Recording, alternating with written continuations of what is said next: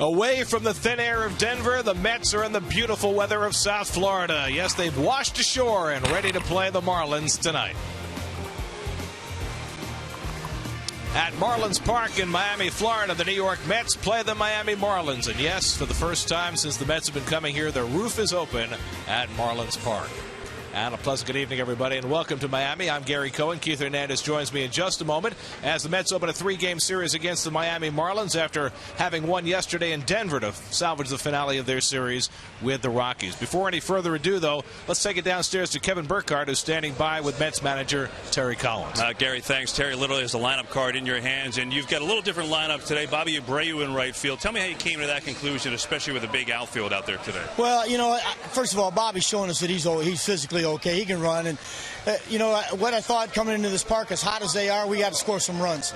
And the way to score runs off your ball is get your left-handed bats in there, because they're hitting over 300 against him, and right-handers hitting about $120. So we thought we'd go with the left-handed lineup, and we know Curtis is comfortable in center field. So if we score some points, we'll put the defense in there. You know, Terry, how far out do you look at trying to play with the lineups in your head? I mean, do you do that when you get to the park, or is that something you do like on a week-to-week basis? No, like right now, we're even talking about this weekend. We got with the Phillies coming into town.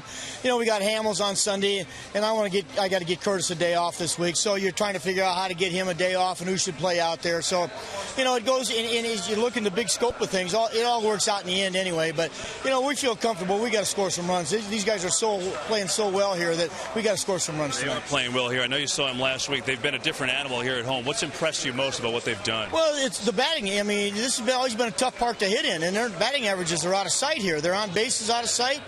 You know, and I know I've read stories where they're using the field to hit and everything else, but we're changing up our signs behind home plate tonight, because you know, anything can happen, but we got to mix some things up. Terry, thanks so much for the time. Best of luck tonight. All right, thanks. Manager Terry Collins getting ready for the game. Gary, let's go back upstairs to you. All right, thanks very much, Kevin, and thanks, Terry. The Mets and Marlins getting set to face each other in Miami after the Mets took 2 out of 3 weekend before last at Citi Field. Keith Hernandez joins me when we come back.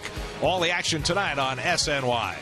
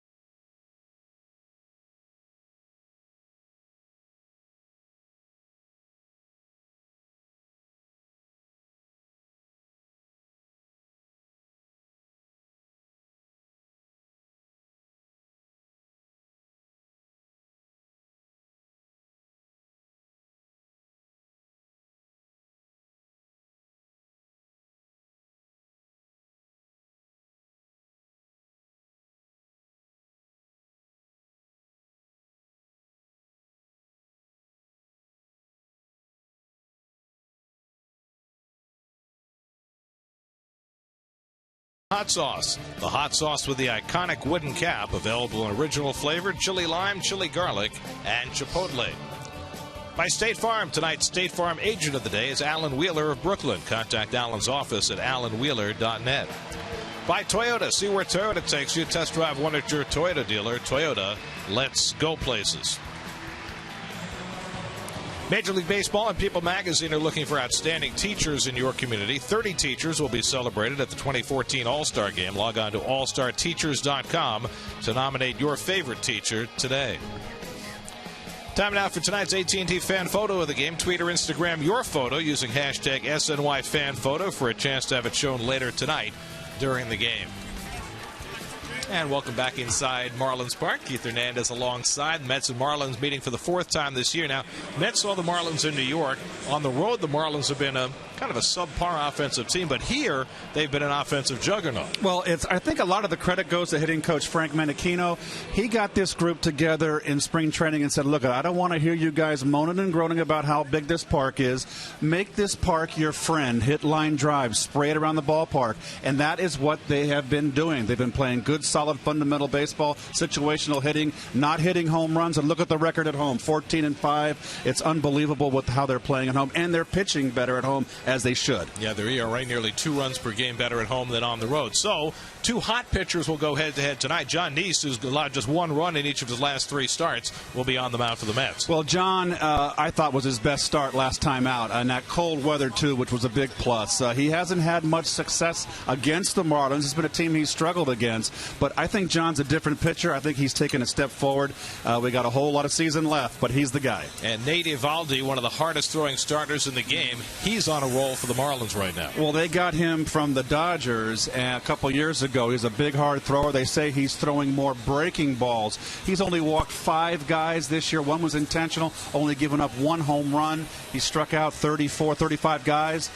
He is one of the up-and-coming bright stars in the National League. So a division rivalry series begins tonight in Miami. A gorgeous night with the roof open at Marlins Park. Mets and Marlins, first pitch coming right up.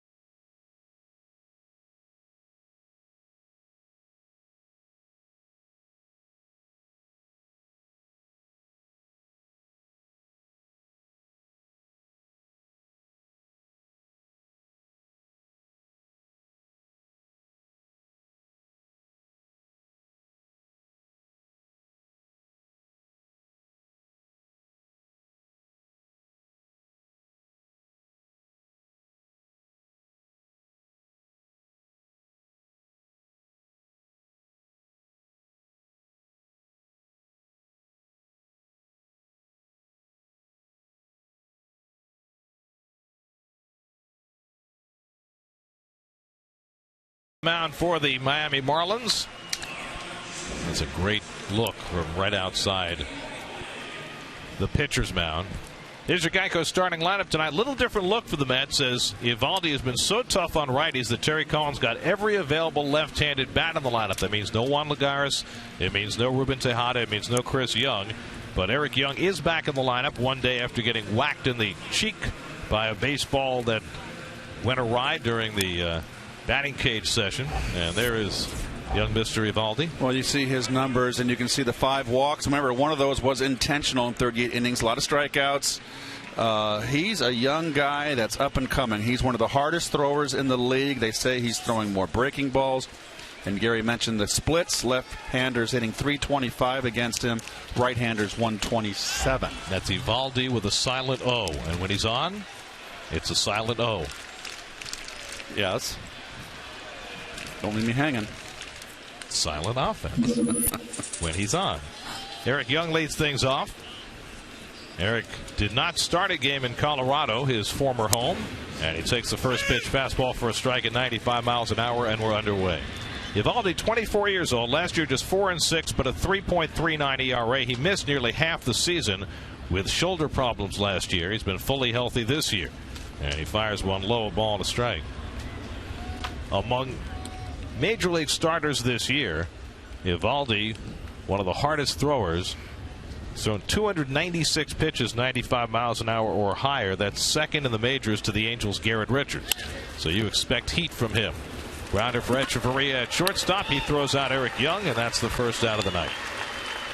And we'll take a quick look at your Fish defense. Well, that would be, of course, brought to you by Coors Light. Reed Johnson gets the start in left with the left-hander Nice out there. Christian Yelich in center, and the big guy out in right, Stanton. Lucas gets the start at second. McGahee's off to a great start. Baker getting a start at first. And there's your battery, Saltalamacchia, excuse me. 6 syllables. Best defense for Fish. Avoid the hook. Here's Daniel Murphy. Went 7 for 19 in Colorado with 4 extra base hits. The Mets lost 3 out of 4 to the Rockies, but for a lot of hitters in the Mets lineup, being in the thin air helped their bats come alive. Now the question is, can they take it down to sea level? And Murphy drives one to deep right field, headed back toward the wall. That ball is out of here, into the upper deck. Daniel Murphy with his first home run of the year, and it was a thing of beauty. Second batter of the game. Murphy goes deep, and the Mets lead 1-0. What a shot off the bat of Daniel Murphy.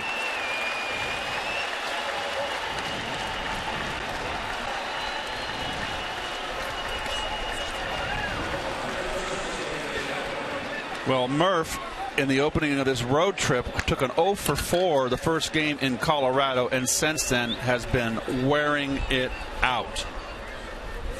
142 at bat since his last home run, which came last September 24th in Cincinnati. Now David Wright takes ball 1, and he hit it off a pitcher who's given up only 1 home run this year. Oh, down and in. That'll do it. And he got the barrel. He squared it up. And there's adios. So the Mets jump out quickly, which has been their habit. 4th straight game the Mets have scored in the first inning. And Murphy adds to his numbers against Eovaldi. Now Wright fouls one back. David 6 for 14 over the last 3 games in Colorado. And that just kind of shows the kind of hitter that David is, because he's really not hitting on all cylinders.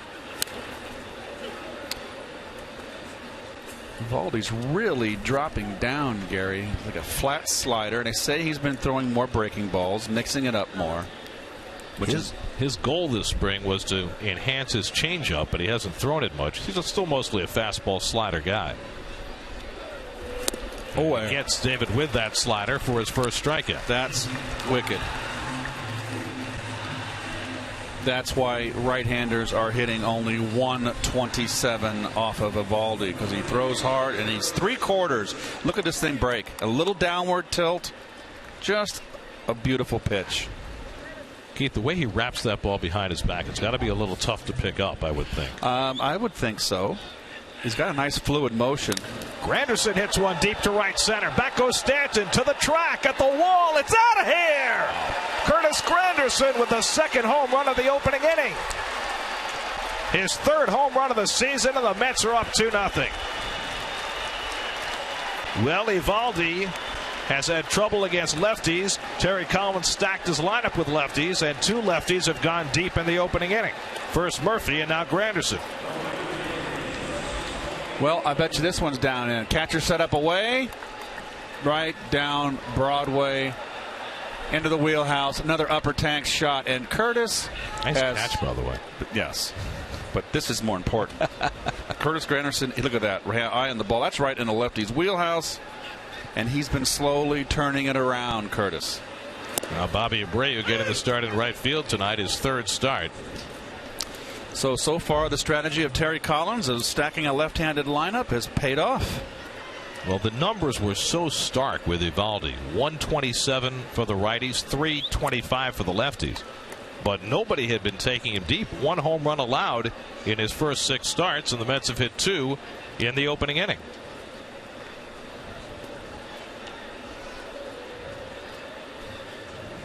One on one to Abreu. Mets with 2 home runs in the first inning. Log on to sny.tv/Dwayne Reed to print out your coupon for great savings at Dwayne Reed and Walgreens. Well, 7 of the 9 Mets in the lineup today, including Nice, are left-hand hitters. Slap to third, and Casey McGee throws out Abreu to end the inning, but the Mets play long ball early in Miami. Daniel Murphy, Curtis Granderson both go deep, give John Nice a 2-0 lead.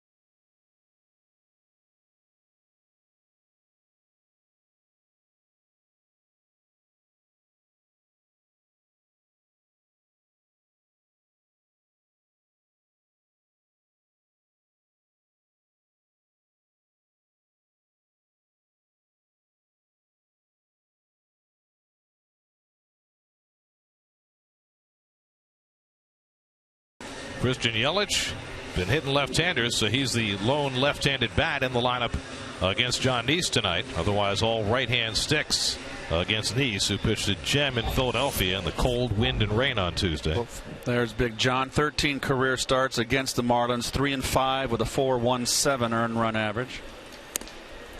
And his first pitch up and in to Yelich, who's hitting .283 but .345 against lefties.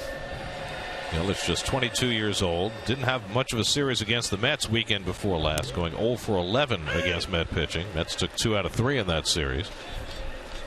Yelich playing center field tonight with Marcell Ozuna getting a night off. Ed Lucas on deck, then Giancarlo Stanton in the first. And Yelich hits a weak ground ball off his foot, a foul ball. Now that's that fastball that John developed a couple years ago that with Dan Worth and that. See the ball run in on the left-handers? That is not fun. Take it from me. He used to be straight. He's developed a little bit of a runner in, and when he gets it down, it sinks, and it's very effective against left-handers. Look at on the outside corner, gets him looking at the curveball, and Yelich is down for the first out. Well, that's the curveball that John threw consistently in Philly. That is beautiful. You put it there every time. Look at this. Beautiful. So 1 out and nobody on. Now Ed Lucas, who was on the DL when the Mets saw the Marlins recently. He's back from a broken hand that he suffered right near the end of spring training. Just 4 for 11 to start his season. Actually, he came back last Tuesday and got 3 hits his first game. Lucas, who was such a big story last year, he was kind of the Scott Rice of the Marlins, a 31-year-old rookie last season. Guy who can play just about everywhere. Playing second base tonight. 11 at-bats on the season. And I've got written down their road and home batting averages, Gare, so because they're so stark. Well, here's the thing. When you go to Denver and you see the Rockies with great home numbers and not so great road numbers, it all makes sense. It doesn't make so much sense here. This is a huge ballpark. However, there's a way to conquer the ballpark, and that is to hit line drives. You're not going to hit home runs here. Only one guy can hit home runs here, and that's the big guy out in right field, Mr. Stanton. 3-2 to Lucas. And you want to make a right-hand turn at second base, go into the dugout with another F7, F9, F8, be my guest. You'll be looking for a job real quick. Or you could hit tons of doubles and triples in this ballpark. I don't care how you drive in 90 runs or more or 80 runs or more. I don't care if you do it home runs or doubles or singles. Just get it done. There's ball 4, and Lucas is on with a 1-out walk in front of Stanton. Well, the Marlins last year were the worst offensive team in baseball, so they've made huge strides. Of course, some of that is change in personnel. There are their overall rankings, last in everything last year and second in the league behind the Rockies this year. But what's most amazing is that they're putting up those big numbers here at home. They're averaging 6.2 runs per game at home, just 2.7 runs per game on the road. So here's Stanton, who leads the National League in home runs and RBIs. And he takes a fastball on the inside edge, 0-1. Well, this is the one guy, obviously, that they got to keep healthy. He's the big guy in the lineup. He is, I called him Achilles a week ago. He is a physical specimen. He can hit him out of sight. And what's impressive so far this young season, Gary, is that he's hitting .385 with runners in scoring position, over .400 with 2 outs. Well, the thing about Stanton is that he hits home runs to all parts of the ballpark. We saw it at Citi Field. He hit one to right center. He's hit a couple of bombs to right center on this homestand for Miami, including one that went about 20 rows up in right center. And just missed. 2-2. This is a tight strike zone thus far from Bill Miller, the crew chief. There's a backdoor slide piece. I tell you what. Well, ball might have gone around the plate. Got to keep the ball down on Stanton. Tries a changeup and misses. 3-2. You pitch Stanton belt and up, you're asking for trouble. If you're going to come upstairs, you better come inside and make sure you get it in. Stanton also leads the league in strikeouts. He's fanned 41 times. So let's see if Lucas runs. He does not. Strike 3 call. Neese paints the inside corner at the knees, and he has his second strikeout as he gets Stanton. Well, he basically went after him hard with fastballs. I like it. That's a strike. Both sides of the plate he used against Stanton. 42nd time Stanton's been struck out, so he's on a pace for 200 strikeouts this year. Here's Casey McGee, who's been a huge addition, hitting behind Stanton in this Marlins lineup. And you talk about concentrating on big hits. That's what McGee has done this year. Absolutely. He's hitting .400 even with runners in scoring position. 20 RBIs without a home run as he takes a cutter for a strike. Yeah, but he's got 9 doubles and a triple. Well, it's interesting because you look at those splits for the Marlins and what they're doing here at home, and this is a big ballpark, much the way Citi Field is a big ballpark. Right. And you contrast that with what the Mets have done at home. The Mets are hitting .192 at home with 3.3 runs per game and hitting much better on the road, .268, 5.4 runs per game. So you wonder whether that kind of a game plan might work at Citi Field as well as it's worked for the Marlins here. 1-1 to McGee, and he gets tied up inside on the cutter. 2-1. And we'll take a look at your Metsy Lexus defense. Eric Young on left gets back in the lineup. Quintanilla gets the start. We got a predominantly left-hand hitting lineup here today. And here's your battery. Double-A. East falls behind 3-1 on McGee with Jared Saltalamacchia waiting on deck.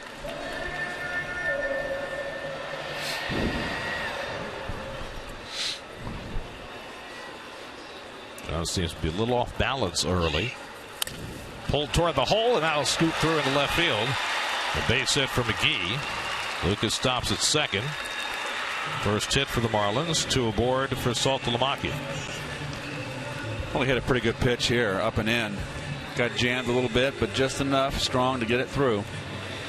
Wants to be away, but he's on the inside part of the plate. Not a bad pitch. So 2 out and 2 on. Here's Saltalamacchia, who hit a couple of home runs in the series against the Mets at Citi Field, including a game winner in extra innings. He's hit 6 home runs. All of those have come as a left-hand batter, although he's hit for a slightly higher average as a right-hand batter. And he takes a strike. John is establishing inside here in the first inning on the right-hand bats. I like it.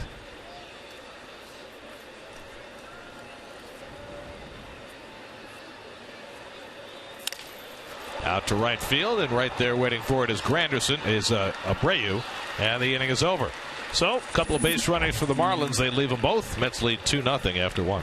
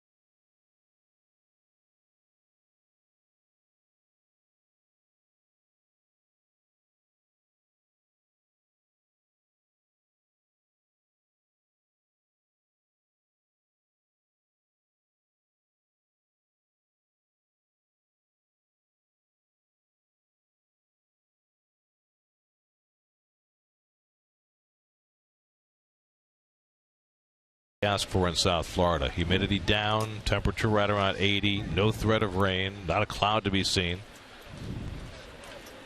And so we're playing with the roof open. And that's actually an aerial view of the view we have from the hotel. Lucas Duda takes ball 1. Well, this is the 3rd year that Marlins Park has been open, so the Mets have played, 18, 19 games here? And every game until now they've played here with the roof closed. And every game, we'd sit here, I'd sit here, and complain that the roof wasn't open. Right. Well, apparently somebody was listening. Yes. Someone very important. Yes, indeed. We're sitting having dinner tonight, and Jeffrey Loria, the owner of the Marlins, comes over and says, Gary, I opened the roof just for you. Now, wasn't that nice of him? Yes, it was. And he got you separately. Then he came in and sought me out and said the same thing. He's treats us so well. He comes in, always says hello. Always tells us what he likes to listen to our broadcast. He's a New Yorker. Yep. He's out east where you are, right? Yes. I think he's out in Southampton. He's very big in the art world, of course. 2-2 coming to Duda, and he goes down on strikes. Eovaldi has his second strikeout. 1 down in the second. Good slider. That's what Eovaldi needs to do, get that downward tilt and that slider against the lefties. Here's Travis d'Arnaud. D'Arnaud still trying to get some consistency going. Had some better swings at the end of the last homestand and a couple of nice at-bats in Colorado, including a 3-run homer. I don't see him getting timid. Young kids, when they get off to a bad start, he comes into the game hitting .203. Here we are in the 5th week of the season. Can kind of maybe do the Archie Bell and the Drells, the tighten up. I don't see it in him. He gets up there and takes his swing. He looks confident. And that's important. Because I like his swing. He just needs to, I'm harping on it. I've said it, but it's just very basic. He needs to get on top of the ball and hit line drives. Omar Quintanilla on deck. Eovaldi ahead 0-2. And he gets d'Arnaud with that slider. Back-to-back strikeouts for Eovaldi to start the second. Well, before the game, that catching great of the past versus catching prospect for the future. Mike Piazza and Travis d'Arnaud developed a relationship during spring training when Mike was in for about a week doing some coaching. Well, I think Mr. Piazza on the left there is Cooperstown bound next year. Should have been there this year. Coach Mike makes his home here in Florida, so it was nice for him to stop by and say hello.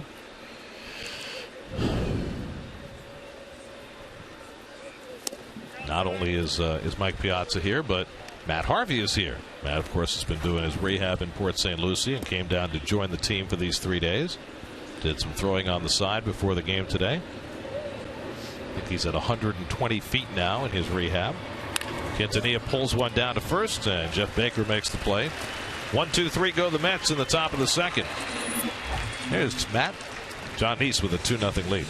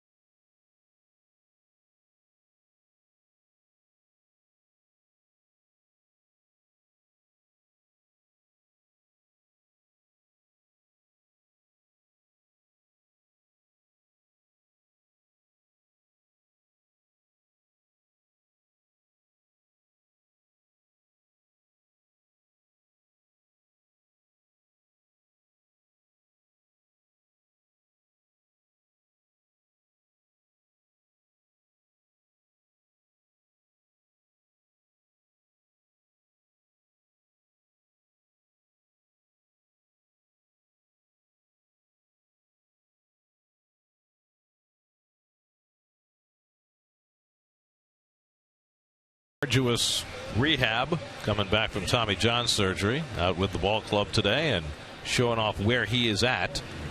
Looks pretty free, doesn't he, the motion? Patience. My question is, at this point, how much can he really air it out? I mean, he's throwing 120 feet. What percent is he throwing right now? I just think it's basically soft toss. I think that's going to be very gradual, a very gradual build-up, Gare. He's got a ways to go.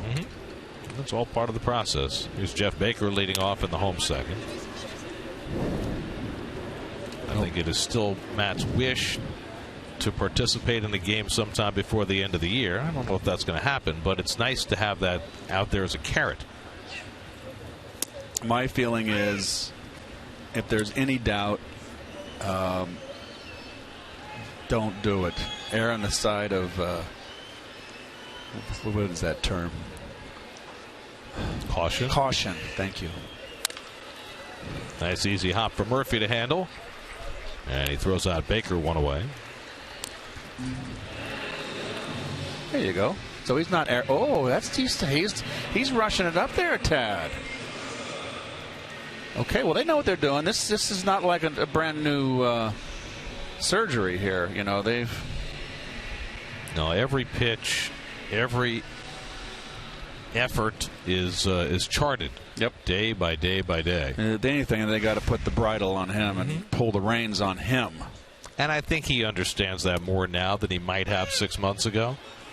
He knows that he's got to go slow in order to come back as strong as he wants to. Well, he wants a setback, do something more damage to it, then, it's going to be another year. So, patience. Reed Johnson getting a rare start for the Marlins, only his 5th start of the year, but he kills Met pitching. He's 7 for 18 against Nice, but Nice has plenty of company because Johnson is a lifetime .343 hitter against the Mets. He's done it in every uniform he's ever worn. A Brave uniform, Cub uniform, you name it. Dodgers, Toronto. I mean, he's been everywhere, and he's performed against the Mets everywhere. Nice gets ahead of him 1-2. Johnson now 37 years old. Really useful player to have on your team.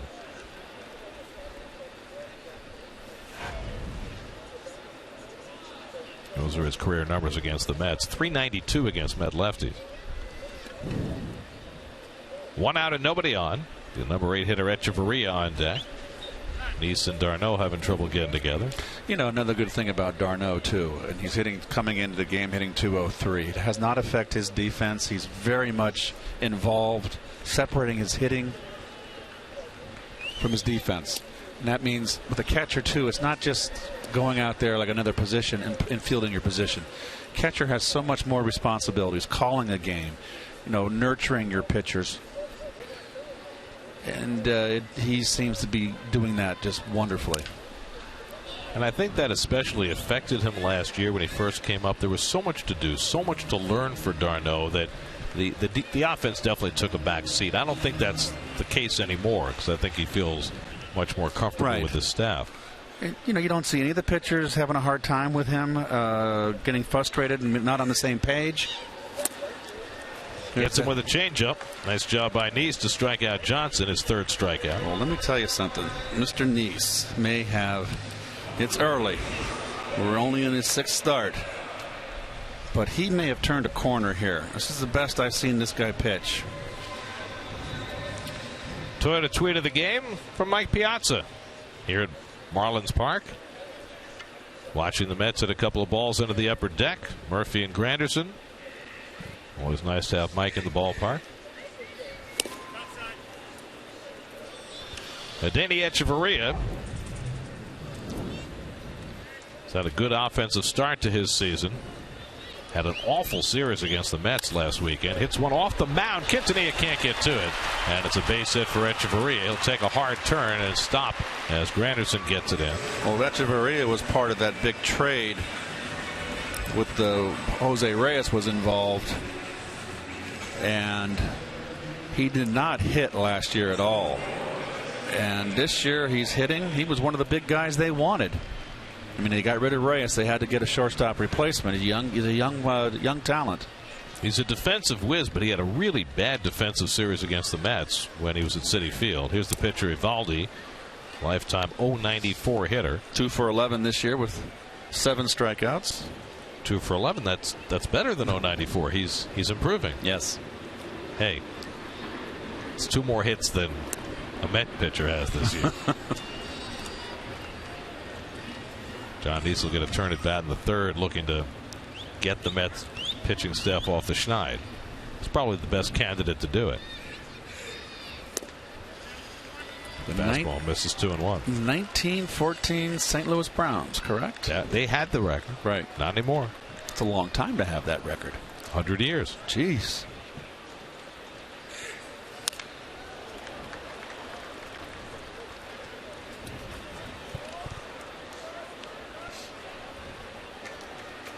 Nate Eovaldi, part of a very talented young pitching staff for the Marlins, led by Jose Fernandez, who was just named National League Pitcher of the Month for April. 3-2 to Eovaldi. They just got Jacob Turner back from the disabled list, although he got roughed up his first start back. Henderson Alvarez, whom the Mets see tomorrow night. Tom Kohler, the New Rochelle kid, who will pitch Wednesday, who's off to a very good start. It's quite a staff. Runner goes, and a bouncer for Murphy. With the pitcher running, takes his time, low throw, and Duda scoops it out in time. Murphy almost lost that play. But the Mets get Eovaldi and get Nice through the second. John will lead off in the third with the Mets leading 2-0.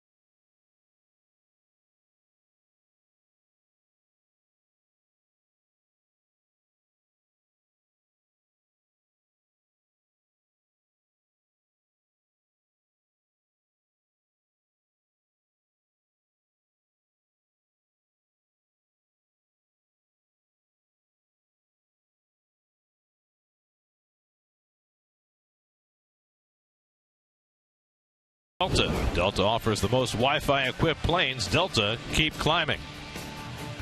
By StubHub, earn 2% back in fan rewards on every purchase on StubHub, including Mets tickets. StubHub, your ticket to upgrades and more. And by Lexus, introducing a car designed with one purpose: to stand apart. The 2014 Lexus IS. It's your move. John Nice leads off the third. Mets with a 2-0 lead. And John fouls one back. Now, John does not have a hit. He's 0 for 4, but he has a .500 on-base percentage. He's already drawn 4 walks this year. Not a bad pinch hitter, too. Met pitchers are 0 for 51 to start the season, a modern Major League record.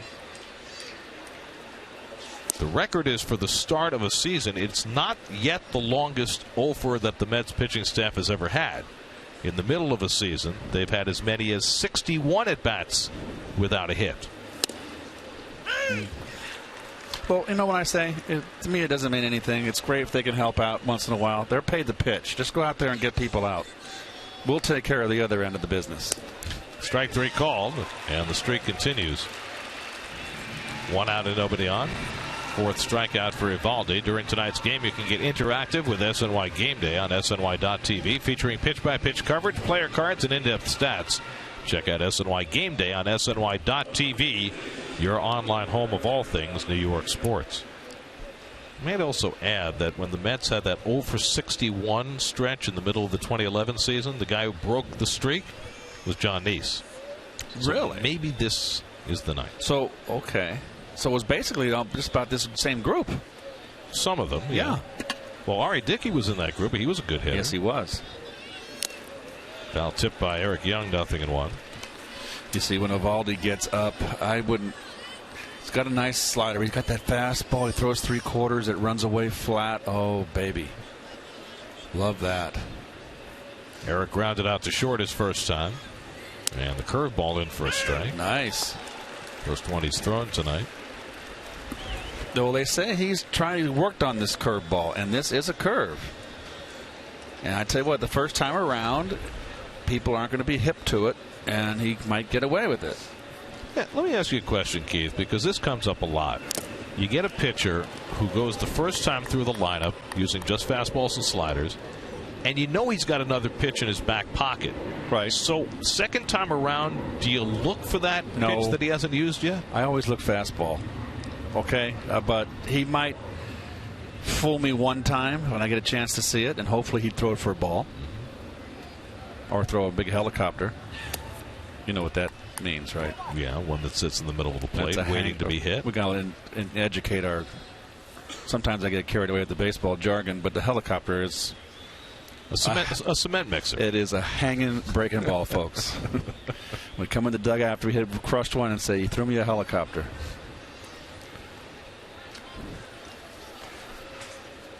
1-2 to Young with Murphy on deck. And Eway breaks his bat, hits one over the mound. Tough play for Echeverria. Quick toss, and he got him. Nice. Wow, did he get rid of that ball in a hurry? And he had to against the speed of Eway. Well, lots of athleticism here. Big wiry kid. Look at him charge. Two-handed. Nicely done. Nice play.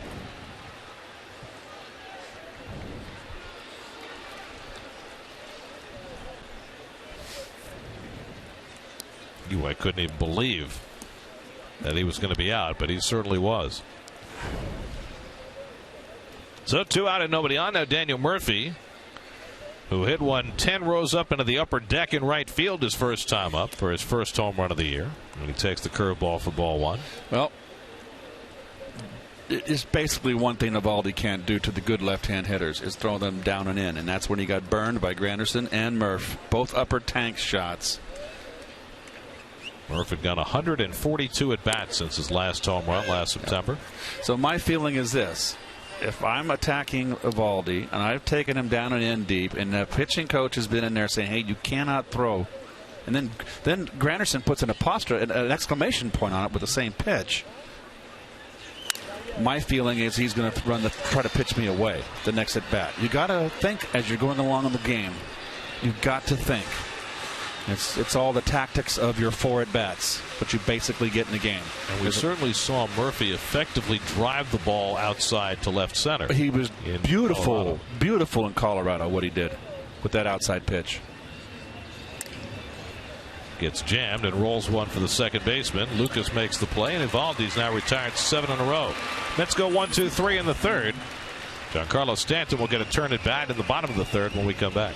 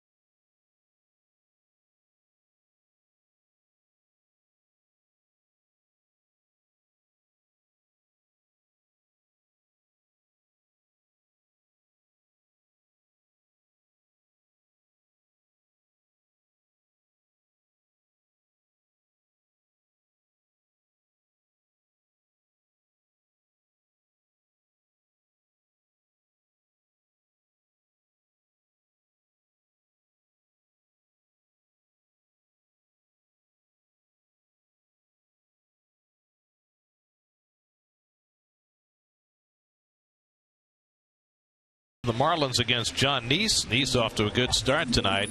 Yesterday in Colorado, Dylan G put an end to a Mets losing streak with a stellar effort, and G is standing by with Kevin Burkhardt. You know, Dylan, when you see the first 3 games in Colorado and see the way they're hitting, how does that change what you have to try and go out and do on Sunday? I mean, not a whole lot.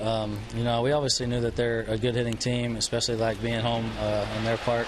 But, you know, just try to take advantage of them being aggressive. And you could see from the first couple of games that they wanted to hit the ball, so just try to take advantage of that. Yelich has a bunt hit for the Marlins here against Neese. You know, you get the scouting report. You know going in what you're going to see. How does that differ when you actually watch those first 3 games, and how do you kind of integrate that information and decide how you're going to pitch? You know, it's a lot different. You know, the scouting reports we get are great and a lot of good information, but there's nothing better than being able to watch a team for a couple of days, especially right before you're going to play them. Sometimes guys get hot or cold within the next couple of days, so you know, they might make an adjustment off the scouting report that we get, and it's nice to be able to see them those first couple of days before I got to face them. So what is it like for a series like this against the Marlins, a team that you're going to face this year for sure, but you're not pitching this series? What's your role, and what do you do? My role is to go out there and be a good teammate, and you know, be there for everybody and help, you know, just cheer on the guys, and that's kind of the role of a starting pitcher when you're not pitching. And but you know, I'm watching the same time, because obviously I know I'm going to face these guys multiple times probably this year, and you know, watch and see if they're changing their approach at all or something like that. Have your own expectations, you know, from the beginning of last year to right now, have your own expectations start by start changed?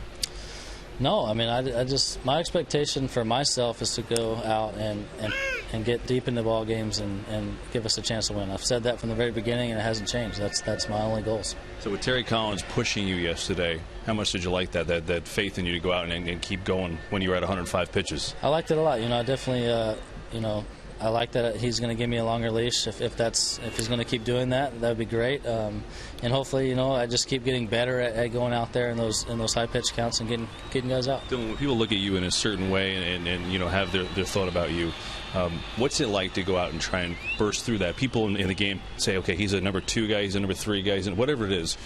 Do you pay attention to that, and do you try and, you know, burst through that and say, hey, I'm a little different than what you thought? I mean, I wouldn't say I pay attention to it. I could care less what people say about me either way.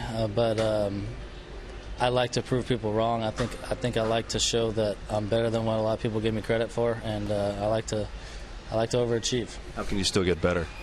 There's a lot of ways I can go better. I mean, my command can always be better. I mean, I almost, you know, I walked a guy this game. I can be better. I can not walk a guy next game. Yeah. So, you know, it's almost like you're never perfect out there. So you're always searching for that perfect, you know, game where you don't even miss a spot. So you can always be better. I'll leave you with this. I'll put your color analyst hat on for us, will you? Jonathan Neese, just like you, having a great start to the season. What have you seen from him, and how does it compare to what he's done in the past?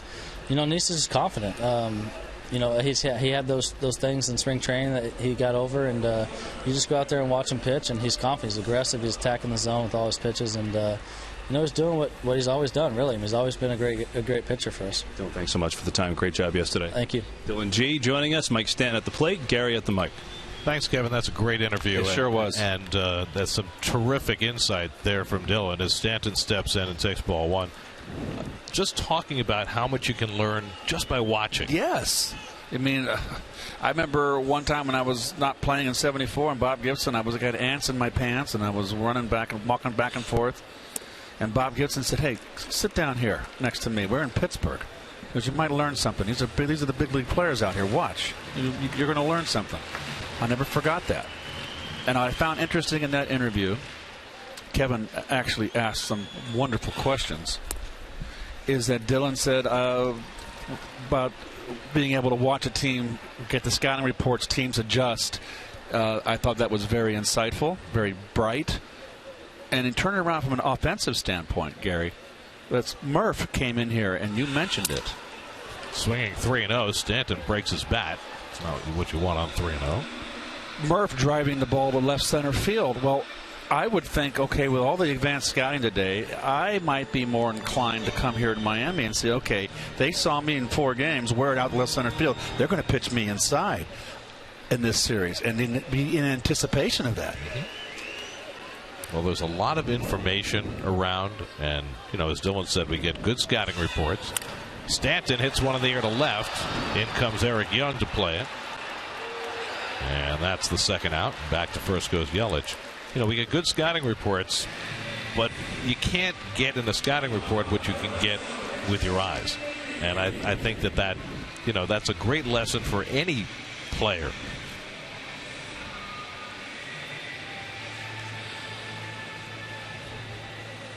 Well, oh, there he goes. That's very good. A little tardy with the second hand.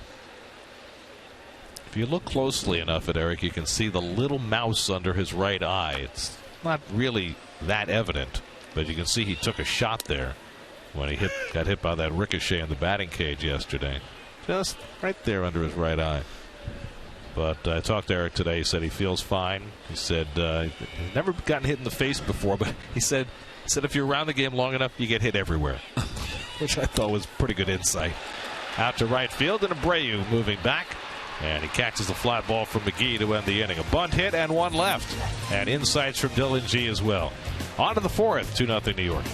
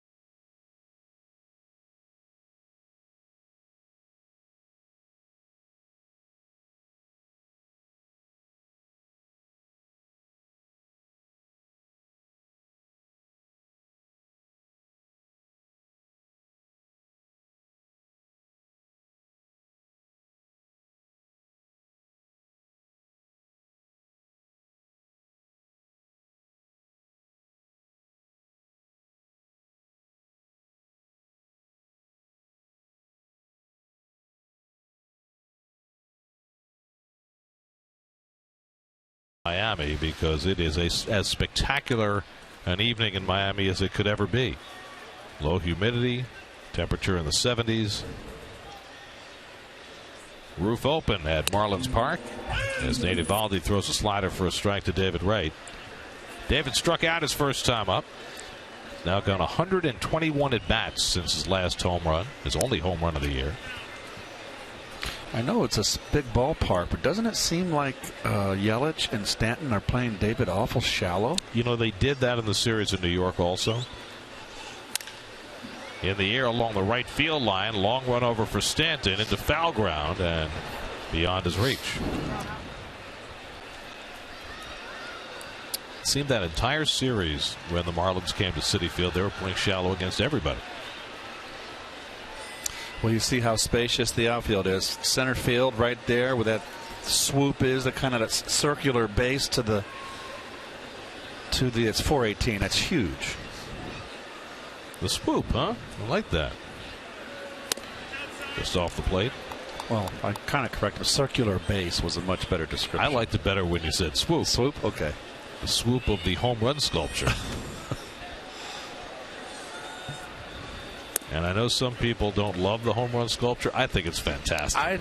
It is so Miami. I think it's okay. I like it. I'm fond of it. Met fans just don't want to see it in motion, because that means that the Marlins would have hit a home run. The only problem is that the guy who hits the most home runs one of these days might break it. He hits it so hard. Well, foul balls lost. Nothing ventured, nothing gained. Well, Red Grooms was the artist who designed the home run sculpture, which is one of the distinguishing features of this ballpark. David hits one hard down the line for an extra base hit. Johnson gets it out of the corner, and Wright pulls in at second base with a leadoff double. I believe he got himself a hanging slider. Let's see. No, fastball. Wanted it away. Nicely done, David. See, Eovaldi's up. That ball's flat. It runs in. It doesn't get any sink. Wants the catcher set up outside. Misses on the other side of the plate. David covers it. Nice level swing, Dave. Sixth double of the year for Wright. So the Mets have had 3 hits in this game. They've all been for extra bases. Murphy and Granderson homered in the first. Now Wright doubles to lead off the fourth. Granderson's home run was his 3rd of the year. He hit it into the second deck in right center. And he takes a curveball for a strike. Well, Curtis starting to turn it on. Second home run of this road trip. This was upper tank. Right above the fly Avianca sign. Through the hole, a base hit for Granderson. Wright will be held at third against the powerful right arm of Stanton. And the Mets have runners at the corners. So Granderson continues to hit. Now 9 for his last 21. Well, with nobody out, you don't want to run yourself out of the inning. And it's good to see Curtis starting to go. Boy, it's been a long, arduous climb for him. Curtis was saying today he's taken a little bit of movement out of his pre-swing preparation. Not a big adjustment, just something small. And I think he's getting a little more relaxed, too. Well, sometimes it takes a while to settle into a new environment. I don't like to hear all this technical stuff when you're in a slump. It's just you're just relaxing and the confidence is coming. If you've had that swing, you've hit 40 home runs twice. For you to tell me all of a sudden you're not going to hit, please. First and third and nobody out for Abreu. Grounded out to third his first trip and takes one at his feet for ball 1. So Eovaldi, you can tell, is a little less comfortable against left-hand hitters. He's not as confident with his slider. He can't throw that flat slider that's so effective against righties. He makes a mistake out over the middle to a lefty, he can get hurt.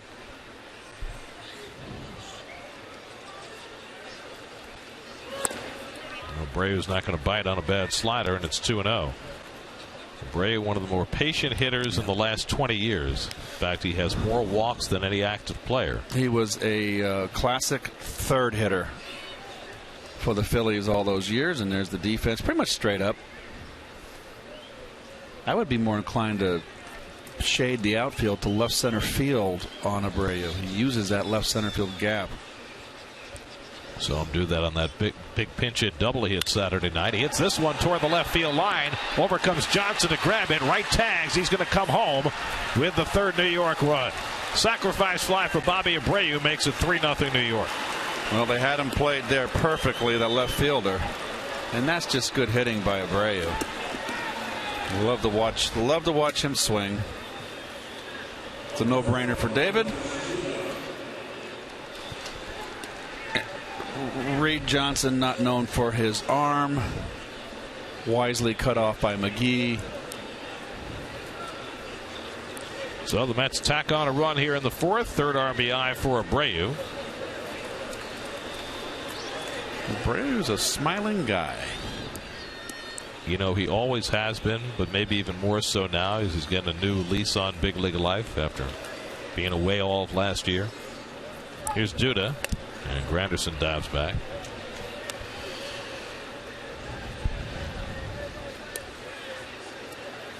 Bobby played for the Angels and the Dodgers 2 years ago, went home to Venezuela last year and got in better shape, worked on his swing. He was in spring training with the Phillies this year, but they didn't have a spot for him, and Mets anxiously picked him up as soon as he was let go and sent him to Vegas for a week, and he has he's contributed already for this team. Professional hitter his whole career. Duda struck out his first time. And Eovaldi gets ahead of him 0-2. Another thing, too, is all those young hitters, little slider down and in. Lucas has got to learn to lay off that bad slider. Abreu, they should pick Abreu's brain on what his philosophy on hitting is. Like the Lagares, those guys. Learn from him. Yank foul. Well, it was a perfect example watching Abreu and watching Duda. Eovaldi threw that slider in the same spot to both of them, and Abreu was able to spit on it, and Lucas swung over the top of it.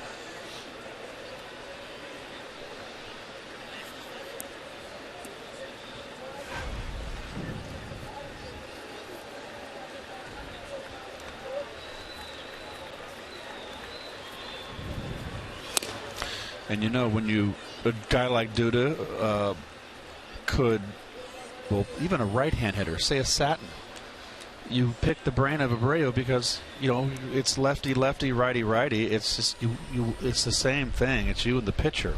What the philosophy is. You're just hitting on the other side of the plate.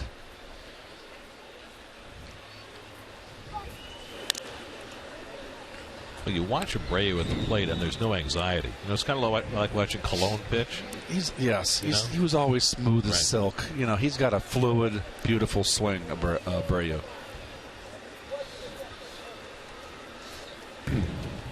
One, two, and Duda hits one out to right center, chasing Stanton back deep in the gap, and he runs it down. Granderson scrambles back to first. It's a big ballpark, 392 to the gap in right center, and Stanton used most of it to run it down. Well, the thing that's striking about this play, it's really a play. We get to the ball, it's the big leagues. You make the catch. This is a big guy, and he can fly. He covered a lot of ground to get to this ball.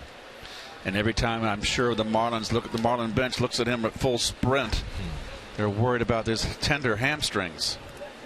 Well, healthy so far this year and off to a phenomenal start. One of the great sluggers in the game today. Maybe the greatest slugger in the game today. 2 out and a runner at first for Travis d'Arnaud. d'Arnaud struck out on 3 pitches his first time up. Mets with a 3-0 lead. Home runs from Murphy and Granderson in the first. Abreu a sacrifice fly here in the 4th, and John Neese has done the rest.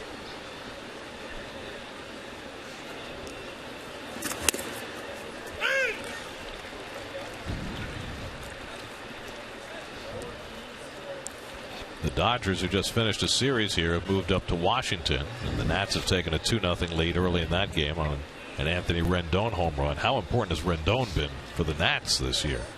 With Zimmerman and Harper out of the lineup. Off the corner, 1-1. Yasiel Puig not in the lineup for the Dodgers tonight after crashing the fence and getting hit in the face by Jeff Baker's game-winning hit yesterday. Well, the ball caromed off the wall and came back and hit him in I think the cheek or something. And he hit his head and his leg on the wall, so it was a heck of an effort. He said he basically hurt everywhere. But they said no concussion, and that was the good part about that for Puig. But it was an interesting scene here yesterday because the Marlins were celebrating on the infield while Puig was lying in a heap on the warning track, right. And all the Dodgers were going out toward him as the Marlins celebrated. So it wasn't so much a walk-off as worry on. 2-2 now to d'Arnaud. You know that, right? The term walk-off is not about the offensive team. It's about the defensive team walking off. That's where Puig ran into the fence yesterday.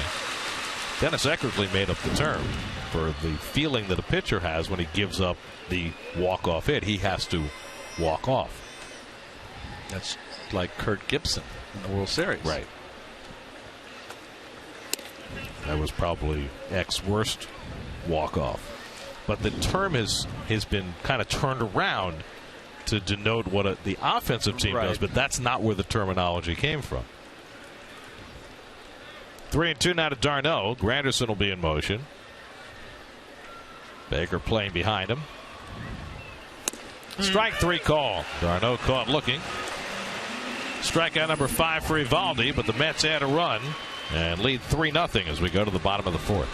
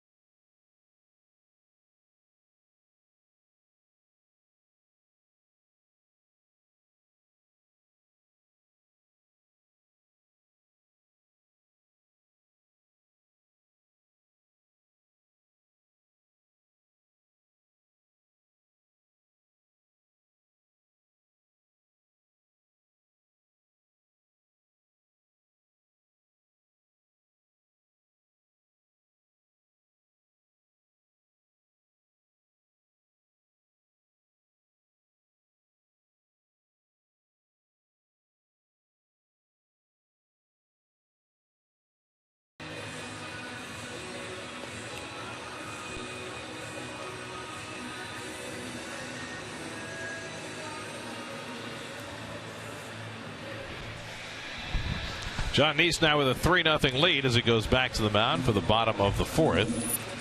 Only problem for John so far is his pitch count's a little higher than he'd like. 56 through 3. He's given up 3 hits and a walk, struck out 4.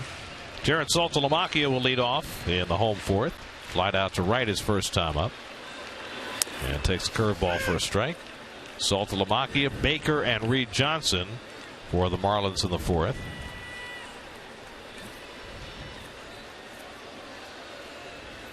Miami at 16 and 15. 16 and 15 leaves them in last place in the National League East. Yes. Every team in the East is over 500. But only a game and a half back. And just a percentage point behind Philly. Look at John. I tell you what, he's figured it out. And this is 2 in a row now. Good little sinker away. Pops him in. There's the standings. Well, the Braves have come back to the pack, losing 6 in a row. And that's been the key to tightening things up. Braves are home against the Cardinals tonight, facing Shelby Miller. 2-2 to Saltalamacchia.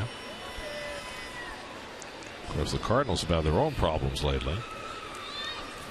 Tootling along at 500, not hitting. Drive to center field. Granderson moves over toward right center. 1 away.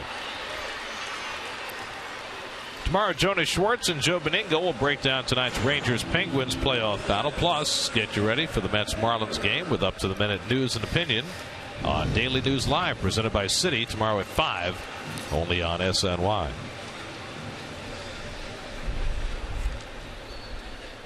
Now Jeff Baker. Baker had not been hitting a lick until he got a start yesterday and wound up the hero for the Marlins, getting that game-winning hit off the right field fence. He broke an 0 for 25 going back to July last season against right-handers with that base hit. Double.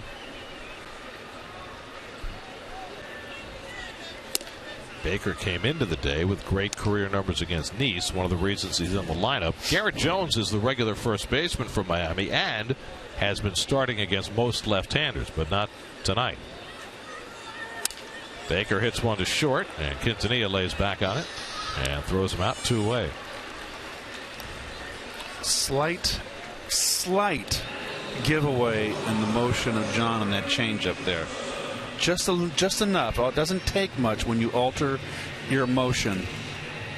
He just kind of a little bit slowed down, and it doesn't take much. He got away with it there.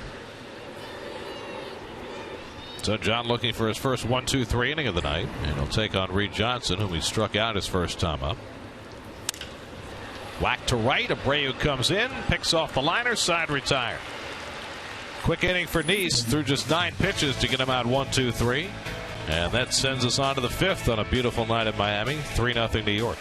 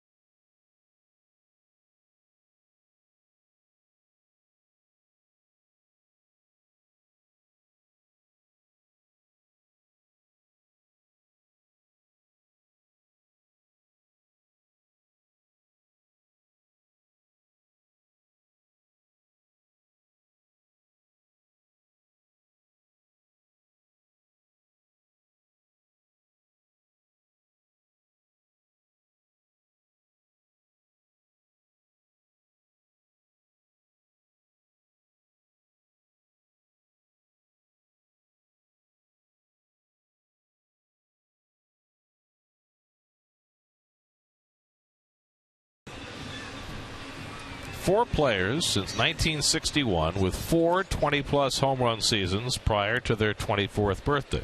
So you had to be under 24 and have 4 20-plus home run seasons since 1961. All right, I can give you one who's in the ballpark tonight. Yes. Right. So now you have to figure out the other 3. Omar Quintanilla grounded out to first base his first trip. And Eovaldi throws the off-speed pitch and gets even 1-1.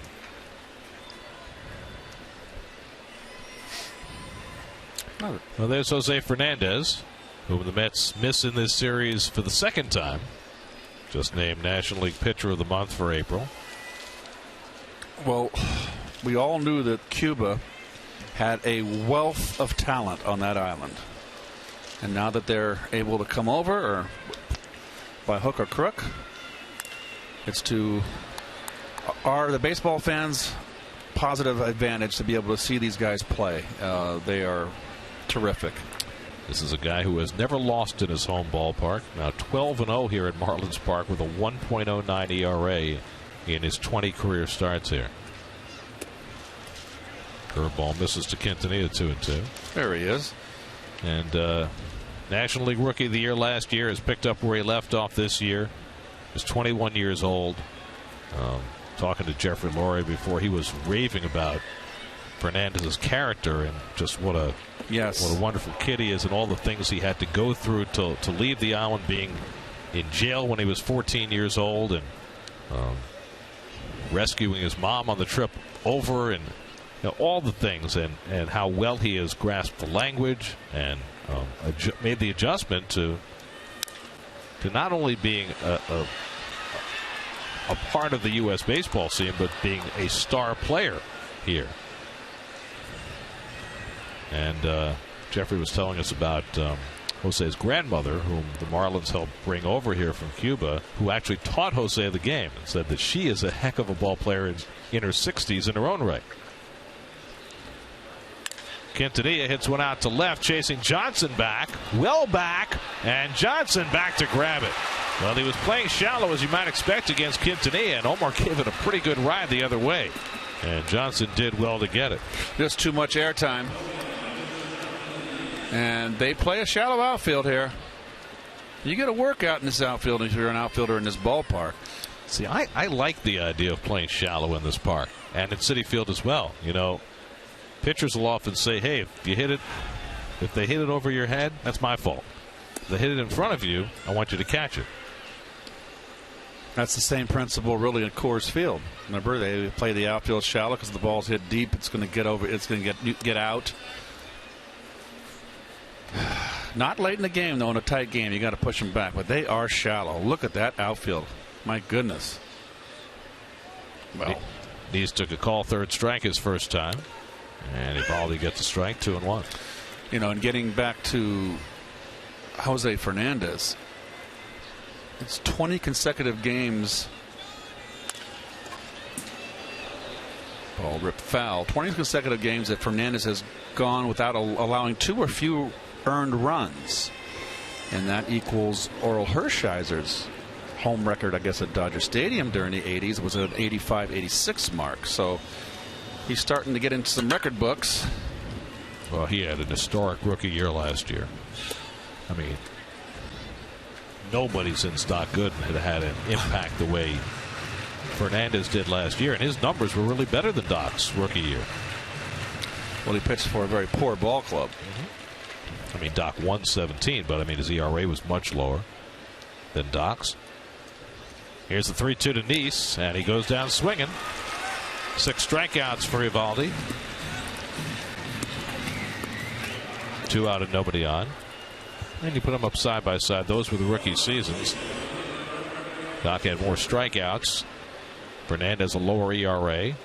Good, more wins, playing with a better team that won 90 games. And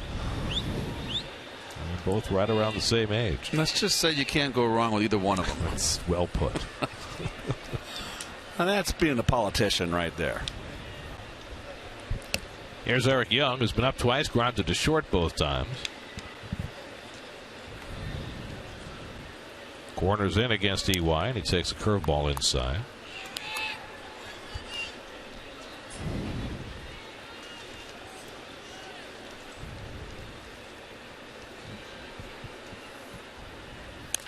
Chopped over the head of the third baseman and down the line. Johnson playing right on the line, so he'll hold Young to a single. So with McGee playing in, EY chopped it right over his head. Well, that's the beauty of when you can run and bunt. So 2 out, Young at first. We'll see if he tries to swipe one quickly with Murphy at the plate. Eric with 12 stolen bases for the year. He's been caught only once. Comes into the day second in the National League in steals after winning the title last year. The National League stolen base lead is held by D. Gordon, who's got 19. Gordon had a game the other day here where he had 5 hits and 3 steals. Nobody had done that since Jimmy Rollins 6 years ago. Gordon's a nice story. Really a third time around for him, getting a chance with the Dodgers and finally making it pay off. As Murphy takes a strike.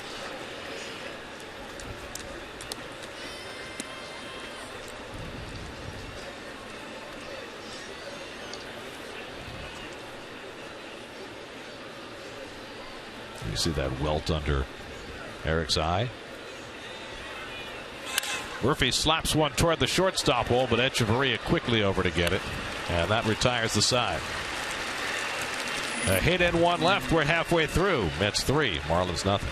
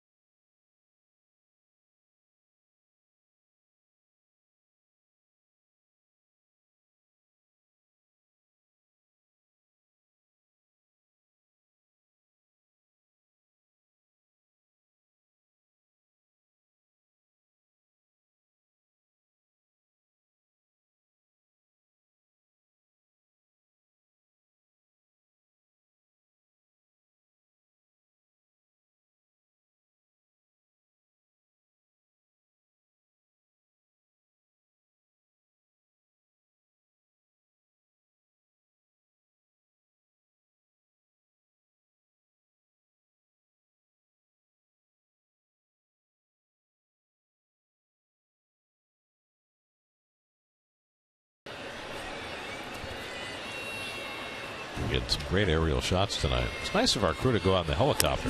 It is.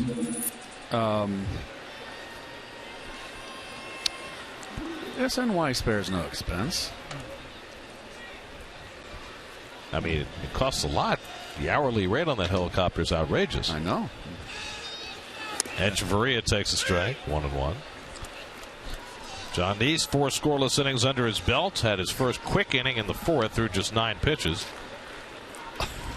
Echeverria has one of the 3 Marlins hits, a single to center his first time. And the changeup misses 2-1. Well, it's the 5th inning, so Daisuke Matsuzaka must be throwing. It's his ritual. I wonder how many days in a row he's going to get up and throw in the 5th inning. Do you think he will do it every day that he's Still in the bullpen? I think he's soft tossing. He's not going to wear it out there. It's not like he's throwing hard. He's just playing catch. But what he's doing really is doing his starting pitcher preparation routine, looking toward a point in the game where he might be called upon out of the bullpen. And at this point, that's what makes him comfortable. And that's something that Bobby O can probably address, or our other colleague, Mr. Darling. If Ronnie, you're watching, fire Greg a text. Echeverria foul tips it, and Darno holds on. That is strikeout number 5 for John Neese. 7 in a row retired by John. Get to Citi Field Saturday, May 10th, when the Mets take on the Phillies at 7:10. The first 20,000 fans will receive a 1969 commemorative Nolan Ryan bobblehead, courtesy of Delta Airlines. For tickets, visit Mets.com/tickets. That is part of the Bobblehead Museum, which is in the lobby of Marlins Park. They've got thousands upon thousands of bobbleheads displayed. They got mine in there, I believe. Well, more importantly, as Evaldi hits one back. Well, maybe not more importantly, as now Neese drops it and Evaldi's safe. Looked like the easiest of plays for John. He had it in his glove and then he dropped it, and he'll be charged with an error. Well, he gets it, and it's on the exchange. Now he's just got to forget about that and go back to pitching. Yeah, that's what David Wright said to him right after the play. Because John can get bent out of shape sometimes when things like this happen. Although he's done a far better job of staying even-keeled than he might have a couple of years ago. So Evaldi a base runner with 1 out. And Christian Yelich the batter. Yelich had a bunt single, dragged it perfectly past the mound his last time up.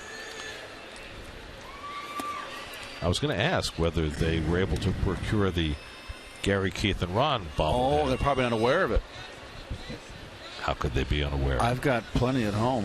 Maybe I'll bring one. Donate it? Yeah. Or you might just give it to them on loan. You know, that some museums will make that kind of arrangement for it with a big collector.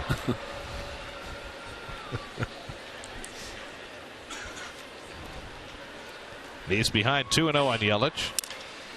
Up the middle, Quintanilla with the snag and the flip to Murphy for the force. Nicely done by Quintanilla. And that's the second out. Oh, I'm glad that Murph didn't think about trying to turn 2 here. His back is to the plate. He's totally exposed to get his clock cleaned, and Evaldi, the pitcher, slid to the bag. He could have come in on Murph pretty hard there. Just tag the bag and get the heck out of the way. Well, I think Murph was aware that with Yelich running, there was no way he was going to be able to turn 2 anyway. So nice play, Quintanilla.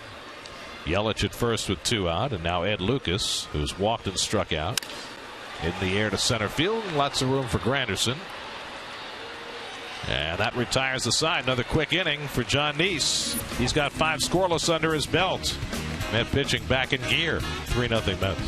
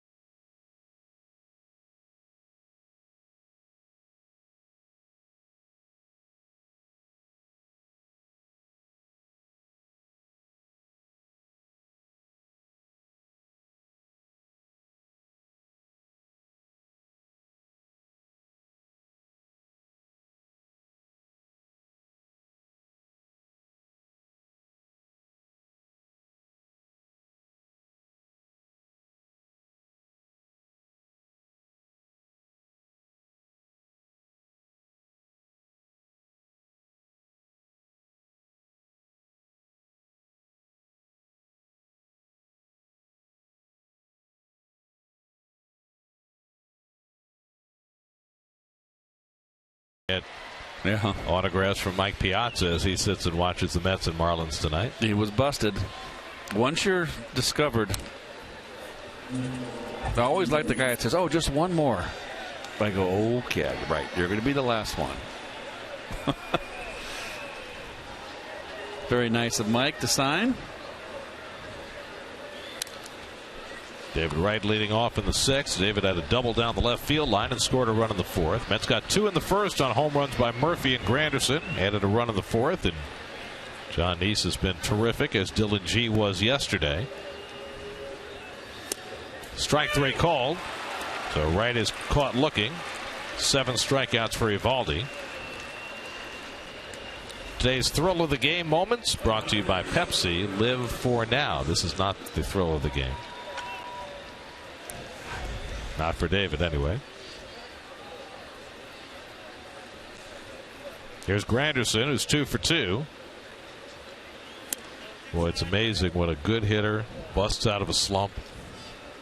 He can look like a world beater, and you forget quickly a month of futility, and everybody on the other side starts to pay. Tonight, a home run and a hard single to right for Granderson.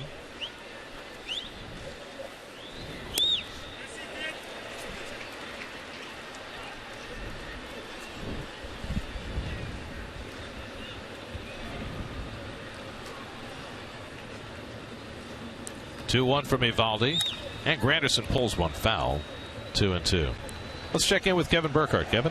Well, we saw Giancarlo Stanton, even though I called him Mike earlier. I don't know his name. It's Giancarlo Stanton. Play some pretty good defense earlier. And, you know, Gary and Keith, when we come here, you get to see him play, and we all marvel at his hitting and his power, obviously. But defensively, he's actually better than you think. If you look at the numbers, as Granderson goes down on strikes, but the second out, you look at the numbers right now as far as defensive run saves, he's 5th in Major League Baseball in that category. Now look at Stan. Is he a A+ Gold Glover? No, but I was talking to Brett Butler, the longtime Major Leaguer who's now the outfield coach and the third base coach from Miami. He said, you know what I see when I see him on defense? I see pride.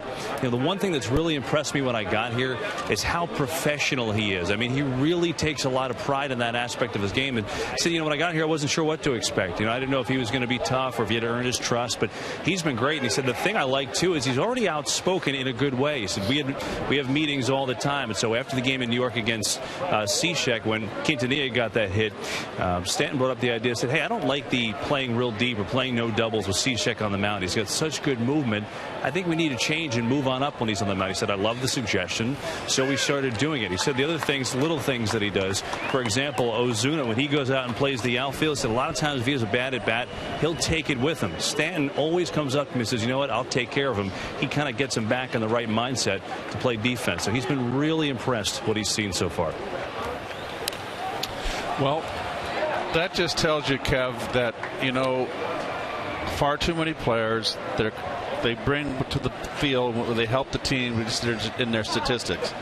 A guy like Stanton, who has stature, can help young kids. You add so much to the positives that you bring to your organization. Ray grounds one slowly, and Lucas makes the play. A 1-2-3 inning for Eovaldi, who's tied his career high with 8 strikeouts, but trails 3-0.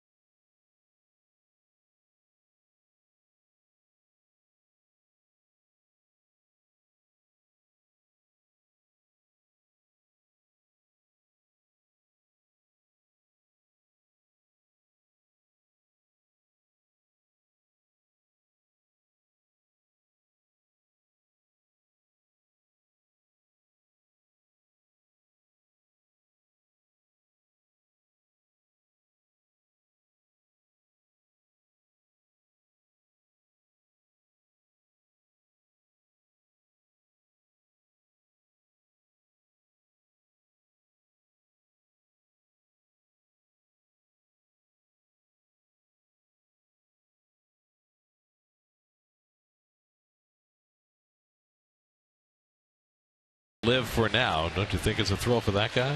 Get to take a selfie with Mike Piazza? Come on. Come on. Putting his arm around him. Hey, I don't know you well enough. They're getting closer all the time. Giancarlo Stanton leading off in the 6th inning against John Neese.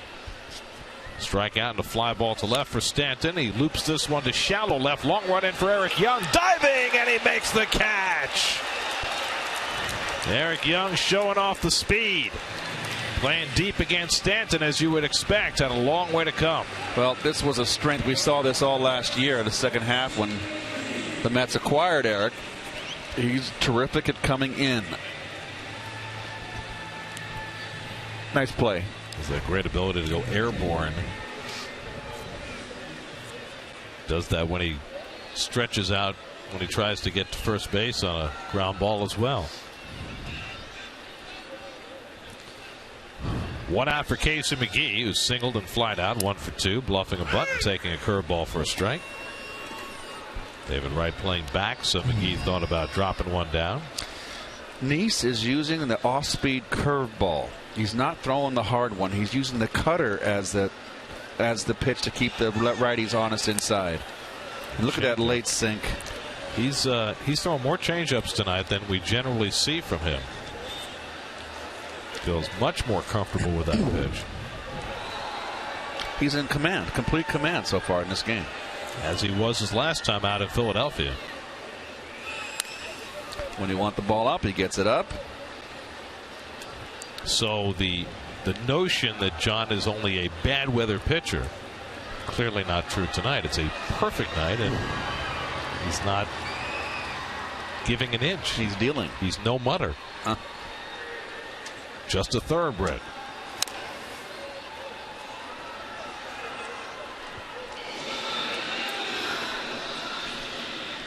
Jared Saltalamacchia on deck.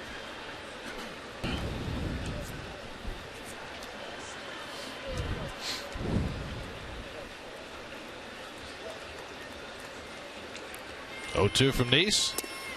Just misses with that cutter. 1 and 2 to McGee. Casey McGee, who played in Japan last year alongside Masahiro Tanaka with the Rakuten Golden Eagles, who won the Japan series. On the outside corner, got him looking.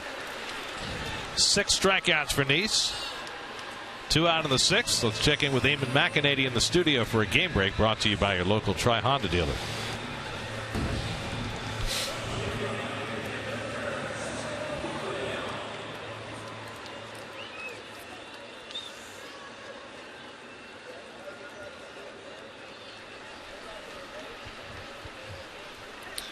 Jay Happ, the former Philly, pitching for the Jays against his old organization. Jared Saltalamacchia takes a curveball inside. Saltalamacchia's been up twice, flied out both times. Neese has allowed just 3 hits. The last one was a bunt single by Yelich back in the 3rd. Now 2 out of the 6th, and Saltalamacchia fouls it away, 1-1. John has walked only 1. He struck out 6. We mentioned Saltalamacchia's hitting for a high average right-handed this year, 320 coming in, but lifetime only 210 from the right side. Right, and he's got no home runs from this side. All his pop is on the other side when he bats left-handed. We certainly saw that in the series in New York.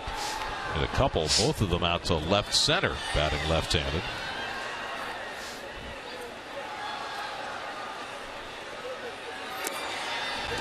Neese, for the first time in a long time, behind in the count.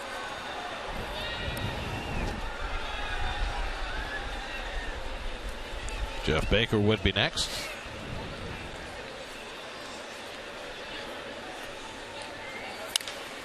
Skied to center. Plenty of time for Granderson to run in under it. And that retires the side. 1-2-3 inning for John Neese in the bottom of the 6th. He's cruising along with a 3-0 lead.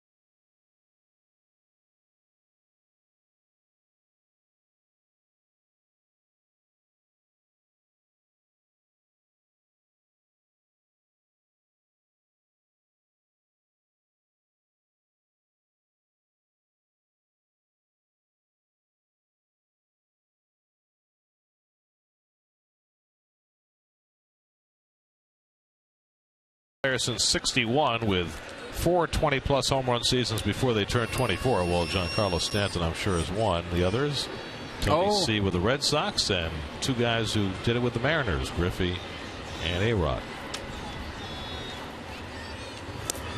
Lucas Duda leads off in the 7th inning. Lucas has struck out and fly deep to right center. Mets have had only 5 hits, but that's been plenty the way Nice has been pitching. Nate Eovaldi working into the 7th, and Duda drives one foul. 0-2. Duda, d'Arnaud, and Quintanilla for the Mets in the 7th. You notice there's nobody sitting behind her. It's Cinco de Mayo. Yes, it is. Happy Cinco de Mayo.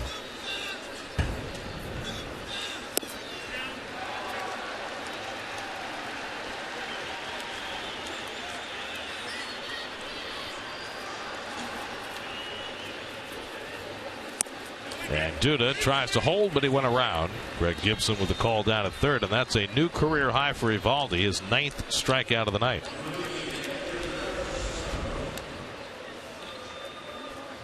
He's just too quick, Lucas.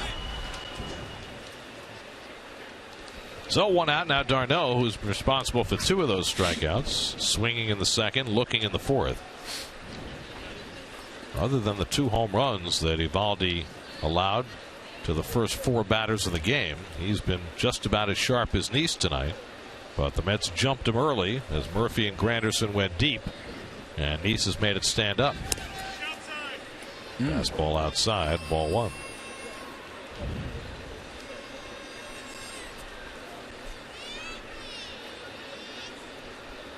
d'Arnaud with his 0 for 2 tonight has seen his average slip below 200, and he takes a slider off the plate. 2-0. No, true to form, Eovaldi has not walked anybody, but uncharacteristically gave up 2 home runs. Well, Eovaldi, a hard thrower, one of the hardest throwers in the game, and that would make sense because his hometown is Alvin, Texas, the same hometown of Nolan Ryan. Was he involved in that Hanley Ramirez trade? Yes, he was. It was July 2 years ago as the Marlins began to clean house. There's the first walk of the night for Eovaldi. I bring it up and he walks him. I think there was a connection.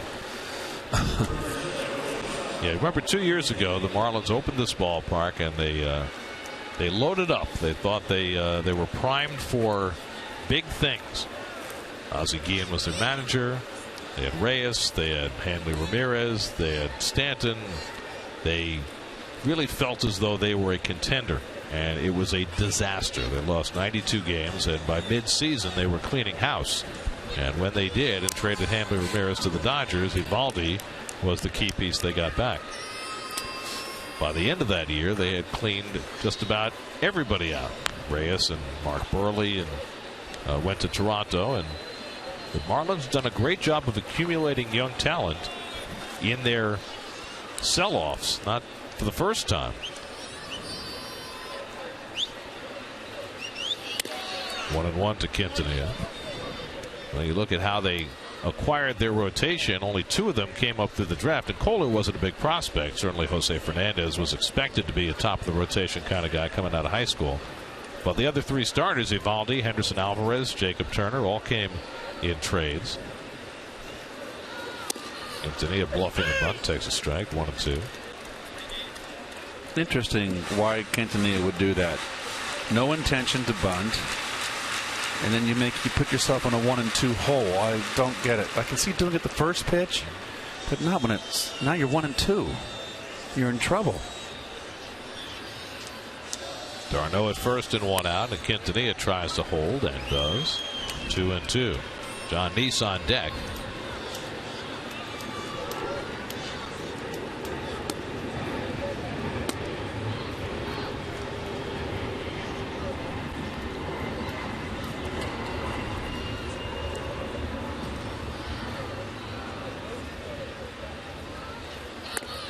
That's too high. Full count. All of a sudden, Eovaldi now is getting a little wild, not wild, a little bit up with his pitches, which might be a sign that he might be little low in the tank. Chuck Hernandez, the pitching coach, on the phone, stirring around in the Marlins bullpen. Eovaldi at 105 pitches. That's a new season high. 3-2. And a foul tip held by Saltalamacchia. Strikeout number 10 for Nate Eovaldi. So for the first time in his career, Eovaldi reaches double digits in strikeout. Fastball. Swung under it. So 2 out, and now John Neese will bat. Neese has been up twice, struck out both times. And he hits one out to left. Reed Johnson is there. And that retires the side. So Eovaldi's work done for the night. 10 strikeouts, but he'll leave trailing. 7th inning stretch. Mets 3, Marlins nothing.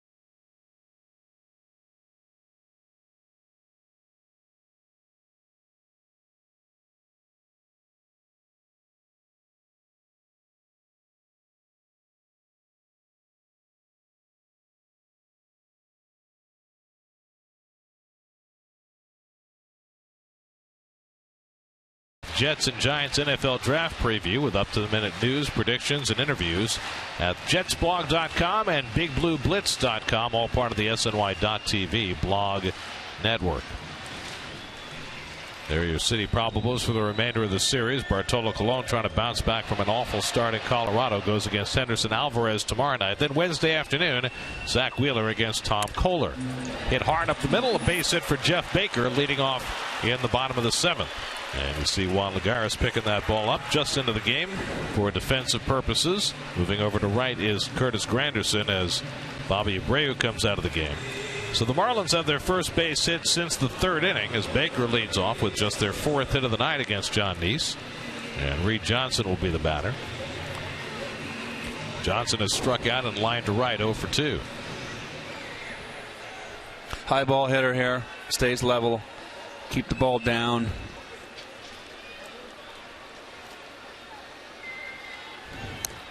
And he takes a strike. Lefty Brad Hand gets up in the Marlins bullpen.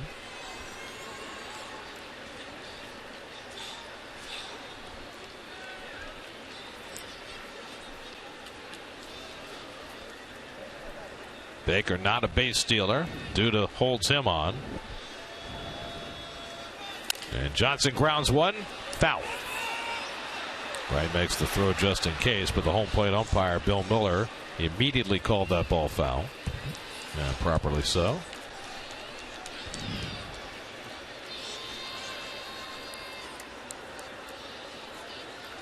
Well, John Neese, over his last 3 starts before this one, had a 1.05 ERA, and he's only lowered that with 6 scoreless innings tonight. David Wright, after that last foul ball call, went and talked to the third base umpire, Greg Gibson. But it wasn't Gibson who made the call. Matsuzaka, hat on, ready to go in the Mets bullpen.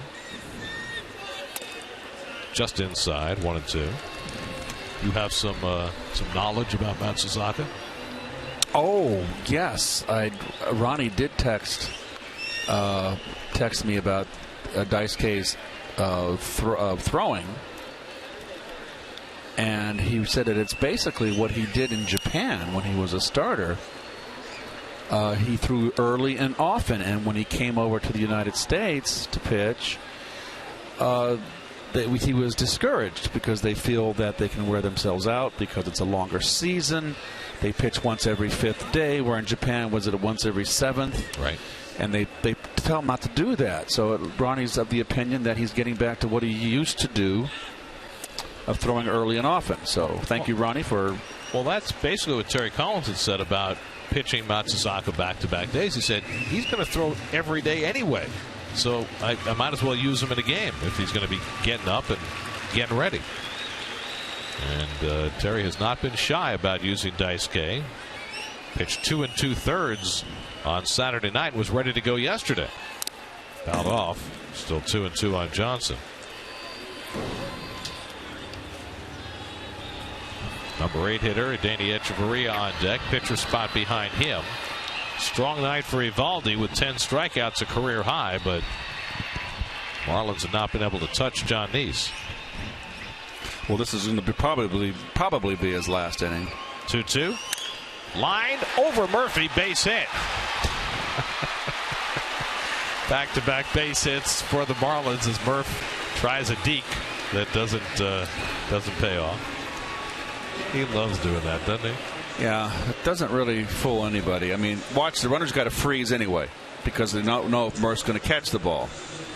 And you're not ball hit that hard, you're not going first to third, and that's going to get Dan Warthen out to have a little chat with Big John. Well, you remember yesterday in Colorado, Dylan G had gone 6 scoreless innings, went out for the 7th and gave up back-to-back hits. Now, G's pitch count was a little bit higher. He went out to the mound for the 7th with 105 pitches. Neese started the inning with 89.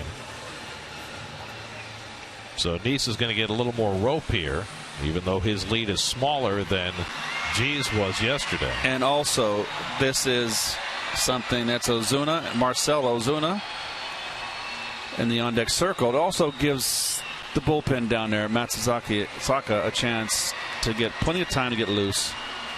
Can't let this game get away from you. So Echeverria, the batter, he's the tying run in a 3-0 game. You see John's pitch count tonight at 98. Threw 108 in his last start. That was his season high in Philadelphia. Echeverria singled to center and struck out tonight. First and second, nobody out, and he takes a fastball strike. So Ozuna is out on deck to bat for the pitcher. Ozuna just getting a day off today. Regular center fielder for the Marlins. And the curveball misses. A ball and a strike.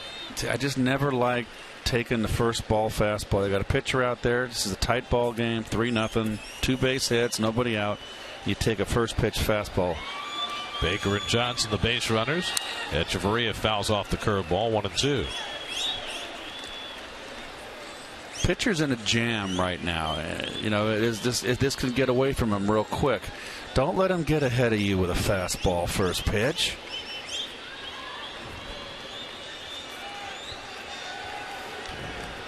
Neese would love to get a ground ball here. Turn 2 and help him move toward getting through the inning. Ricky Bonas, the bullpen coach, telling Daisuke who's coming up in case he's in. He's ready. One-two to Echeverria, and he bounces one foul.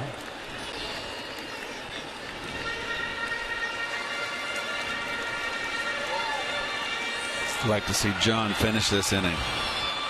Well, the at-bat against Johnson was the tough one for John. He couldn't put him away, and Johnson wound up with a base hit.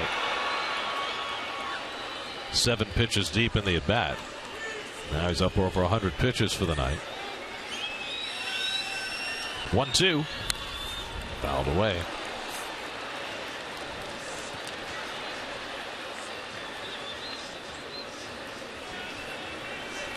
Well, if you bring in a right-hander, a left-handed bench for Miami is Derek Dietrich and Garrett Jones. And Garrett Jones has some pop, got some power. Interesting that conspicuous by his absence on that bench is Greg Dobbs, who was just designated for assignment the other day. Dobbs, a fixture with the Marlins the last 2 years. In fact, he played a lot last year because they made so many changes. Line to center field, but right at Lagares, and he's got it for the first out of the inning. So Echeverria hit one on a rope, but Lagares right there for the first out. So now Ozuna will come up as a pinch hitter. We'll see how much more rope Nice gets here. Ozuna off to a good start, hitting .280, 5 home runs. He's a free swinger, Gary. I'd be less inclined to lead him off with a fastball. He does not let anything pass. And there's, you see the numbers on John. Pitch selection. But more changeups than usual tonight. More importantly, this at bat. There you go. Lead him off with a curve. Nicely done. Ozuna 2 for 3 against Nice.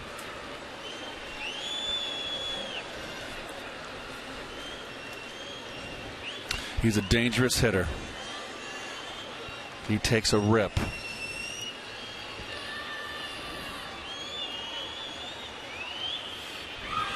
And Ozuna takes a fastball strike, and quickly he's in a 2-strike hole. Nice pitching. This is what John's done today. Pitched right-handers inside. Pop him with that straight fastball.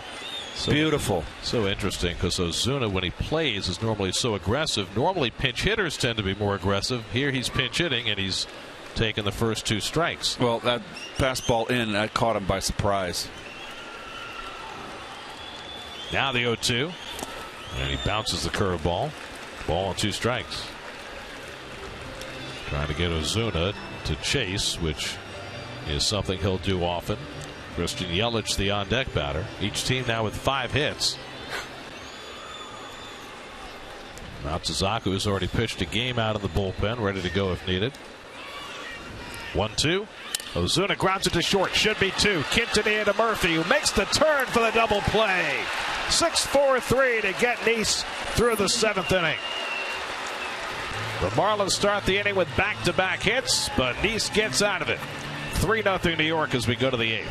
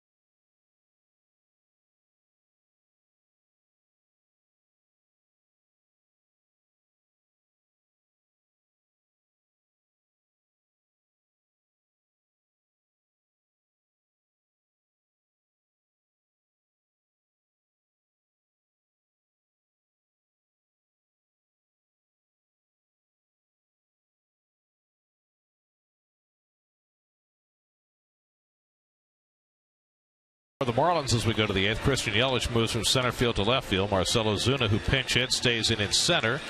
And the new Miami pitcher is Brad Hand. Well, Hand came up in 2011 and had 12 starts and was 1-8, and from that point on, they've shoved him into the bullpen. Eric Young, first man up against him, takes a fastball for a strike. EY 1 for 3, chopped one over the head of the third baseman for a base hit in the 5th inning. Now he's batting left-handed, now batting right-handed for the first time tonight. And he pulls one down to third, and McGee playing in is there to grab it. 1 out. So Young is retired. And now Daniel Murphy, who delivered the keynote tonight with a lengthy home run in the 1st inning. Well, he got the Mets off on the right note, and it was no doubter. It was upper tank down the right field line. It's a 2 second deck home runs in that 1st inning, with Murphy and Granderson. And Hand throws a fastball for a strike. Well, two good pitchers out there today.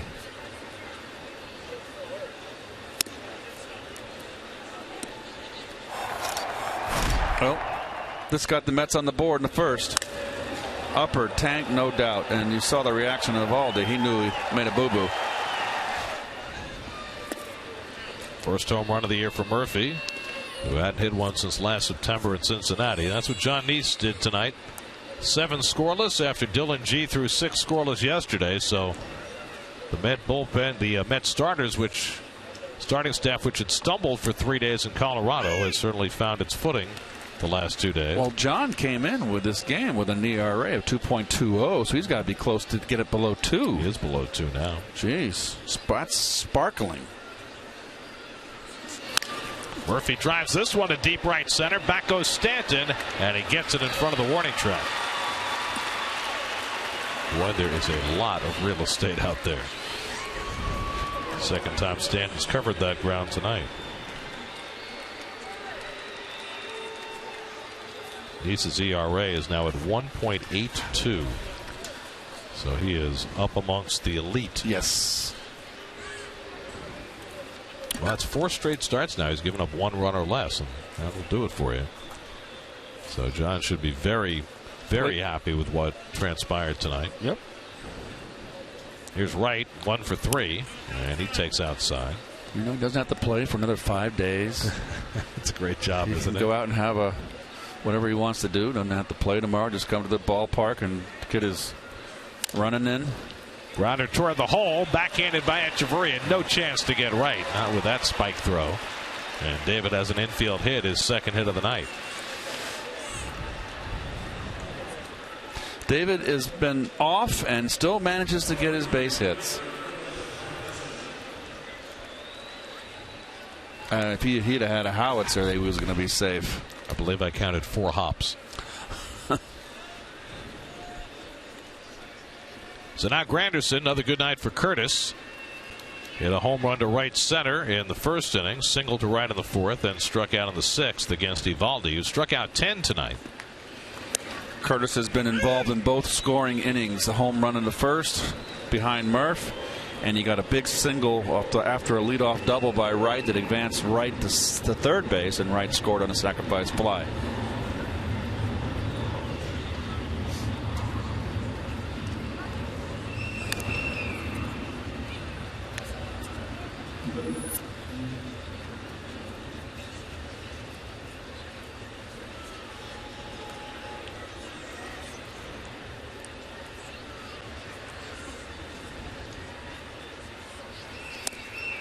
Curtis takes the fastball for a strike, 0-2.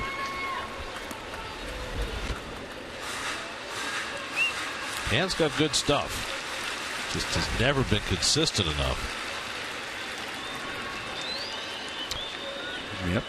Consistency is the bane of all athletes.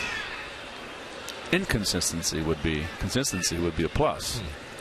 I look at a guy like Hand, though, 24, left-hander from Minnesota. Anytime you get one of these kids with a great arm from northern climates. Figure they're going to develop through their 20s because they probably haven't played a whole lot. Little broken bat bloop. And McGee has it, and that retires the side. To the bottom of the 8th we go. Mets go to the bullpen, leading 3-0.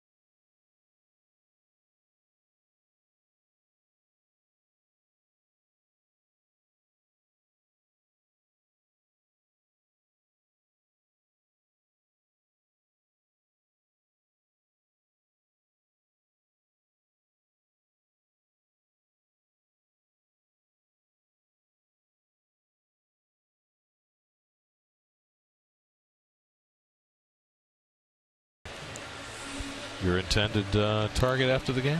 Well, those people are in a hurry. No, I'm not going there. You kidding? It's Cinco de Mayo. I think it'll be quite a party going on down there. No. I got a date with our director. Well, Chris Carlin tweets us. He'll have Rangers highlights coming up. Jets will be talking about the draft. Owen will be measuring Chris's head size. What do you figure about it? 8 1/4? Pizza's on the line. Nicely done, Chris. Be sure to join you after the postgame show on Sports Night here on SNY. Daisuke Matsuzaka will pitch the bottom of the 8th for the Mets. Daisuke, night before last, went 2 2/3 against the Rockies. A lot of run on 2 hits. He has really adjusted to life in the bullpen. Facing the top of the batting order here in the 8th, Christian Yelich leads off, and he takes a strike. And needless to say, with Stanton due up 3rd in the inning, it is imperative that Daisuke get one of the first 2 hitters out. Right. Daisuke had that long outing of 41 pitches in the third game in Colorado 2 days ago. 2 2/3 innings, 1 run. Threw 41 pitches in that game and was ready to go yesterday if needed.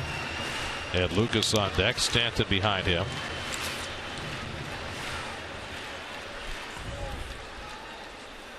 Yelich has a bunt single in 3 at-bats tonight.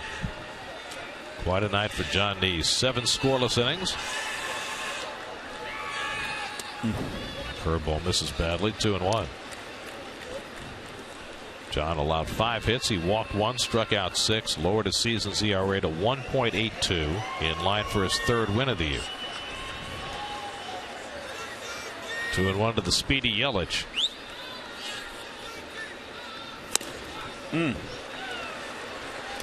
Hitters count 2-1. Just beats him with the fastball.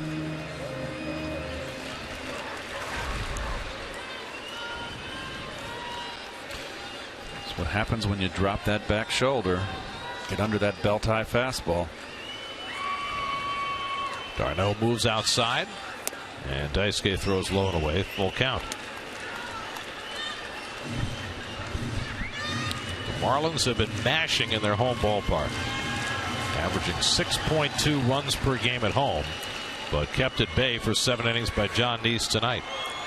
3-2 to Yelich, and he lifts one down the left field line, and that'll slice and go into the crowd.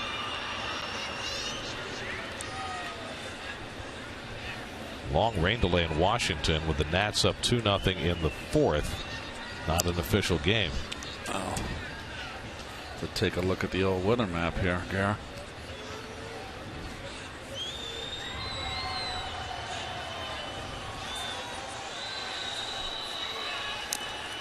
And Yelich gets a piece and hangs in there. That's what I like about Daisuke. He knows a 3-run lead. No free passes. Nothing drives me or a manager more crazy than that.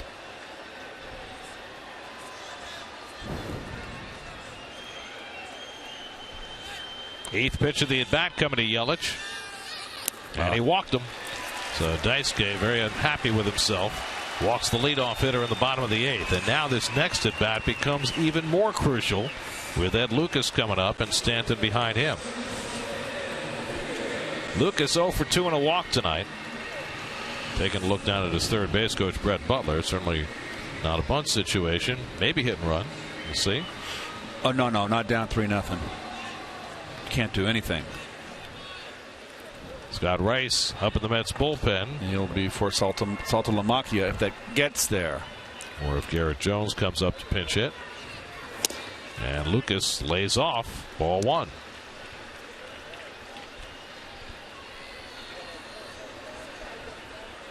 Stanton looming on deck. Neese had his number tonight.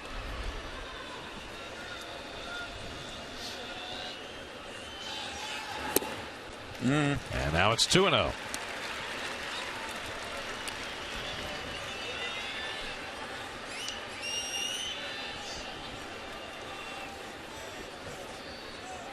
Daisuke has now walked 7 batters in 10 1/3 innings out of the bullpen.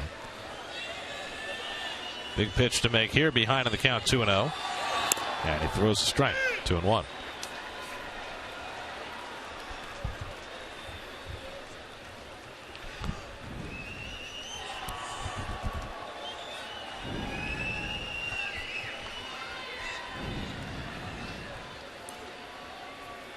Yelich at first and nobody out. 2-1 coming to Lucas. And a swing and a miss. Will cut that time from Matsuzaka, 2-2. Watch the back shoulder drop. And then the angle of the bat has to drop with the shoulders. And then you swing under a pitch, belt high and up.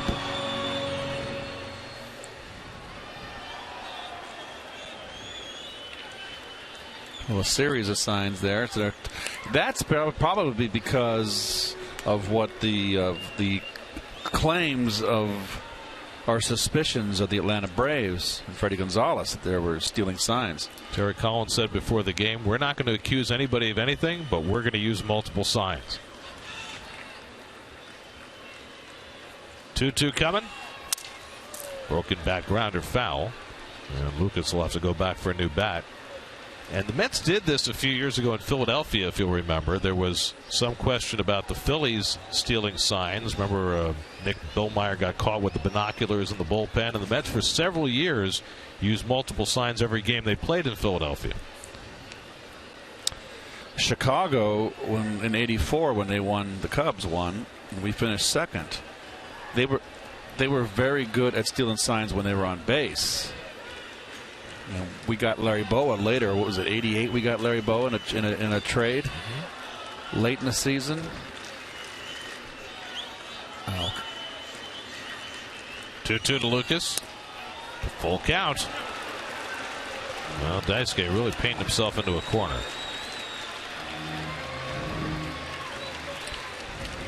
Stanton hit 2 home runs yesterday against the Dodgers. He's like a ticking time bomb.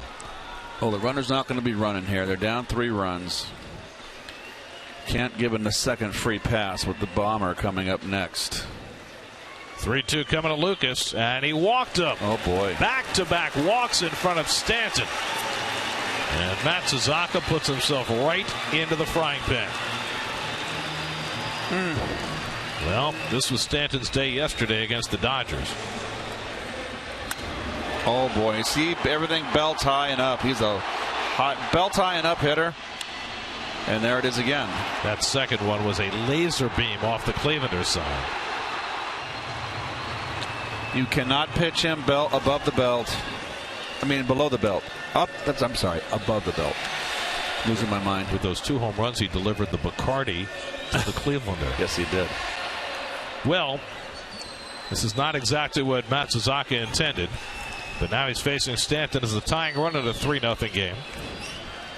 Yelich and Lucas the base runners. Stanton's 0 for 3 tonight, a strikeout and 2 fly balls to left. And the curveball outside for ball 1. So it's just not going where Matsuzaka intends right now. Kyle Farnsworth getting up.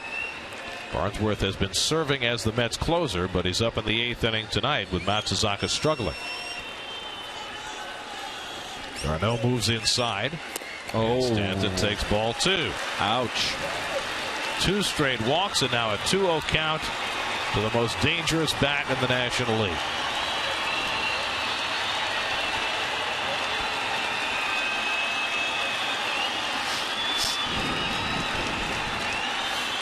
Very uncharacteristic of Daisuke.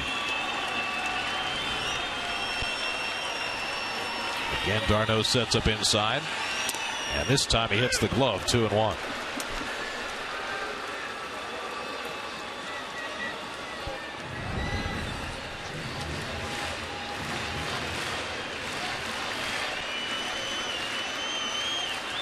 Stanton 1 for 6 against Daisuke. That one was a home run. 2-1 coming.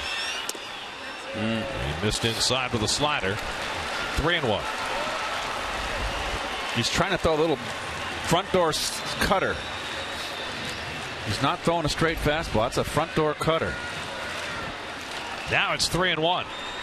Casey McGee on deck. What do you do? You gotta throw a strike. That would help. And he came inside with a fastball. 3-2. Up and in. Well, the Mets over the last couple of years have pounded Stanton in and up. You got to throw it up. You better get it up. And you better get it in. Yelich at second. Lucas at first. Nobody out. 8th inning. 3-0 New York. 3-2 to Giancarlo Stanton. Lined past Murphy, base hit. Yelich around third. He'll score the first Miami run. Lagares' throw goes to third, and Wright is able to secure it. Stanton goes back to first. He's got an RBI single, and the Met lead is cut to 3-1. Oh boy, was that ripped! It almost took Daisuke's head off. We're going to give you the pitch sequence here. Curveball, nibbling, missed, 1-0. Fastball, missed, down and in, 2-0. Front door slider, 2-1. Front door slider misses, 3-1. Fastball up and in, 3-2. Fastball down over the middle, out over the plate, ripped. Dan Warthen at the mound to talk to Daisuke, who's given up 2 walks and a bullet of a hit to Stanton. The Met lead is cut to 3-1. The tying runs are on base with nobody out. And Casey McGee coming to the plate. Mets would gladly take a double play right now. Well, we talked about McGee earlier in the game in RBI situations. He has more RBIs without a home run than anybody in the major leagues so far this year. 400 coming into this game with runners in scoring position. He's got Lucas at third, Stanton at first, and nobody out. Scott Rice ready in the bullpen. This will probably be Daisuke's last batter. You got Saltalamacchia, a switch hitter who's much better left-handed, waiting on deck. And then you got Farnsworth up as well. Mets of the infield back at double play depth. Nobody out of the inning. And Daisuke again falls behind with a breaking ball. Dice K's let everybody off with that curveball and has missed. A lot of pine tar on that bat on McGee. Wet pine tar. It's glistening in the lights.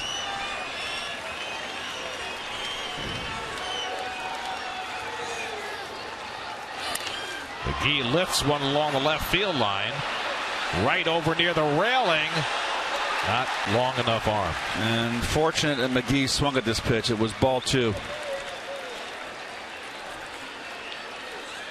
A little over anxious. This is ball 2. But it's also a pitch to rip. Hanging right on that inside corner. And David couldn't quite make it to the second row.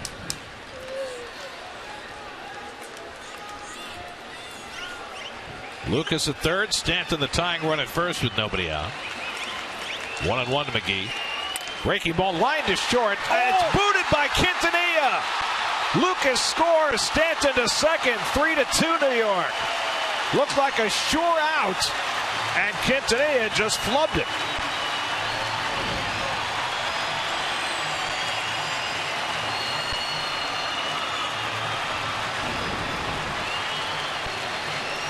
Wow, this has got to be E6 all the way. That's a line drive out.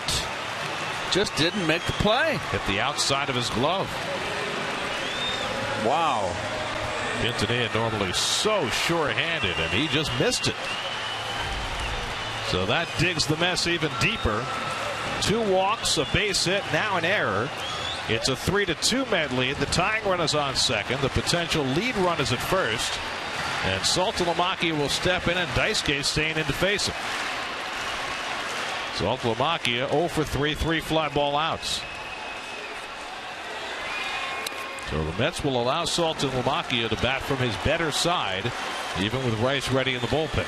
Every batter, Daisuke has fallen behind at 1-0. Really put himself behind the 8 ball. Still nobody out.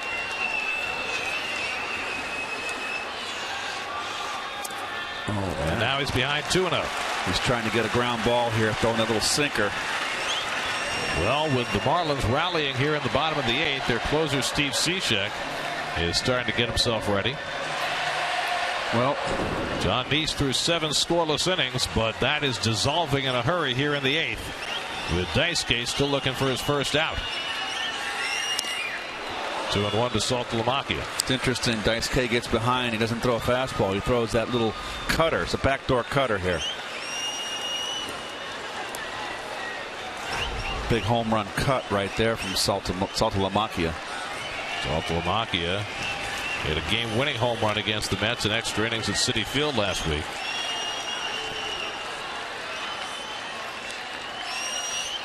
Oh boy! And now it's 3-1.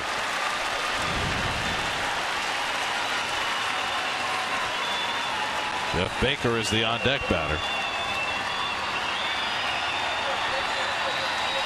Got it.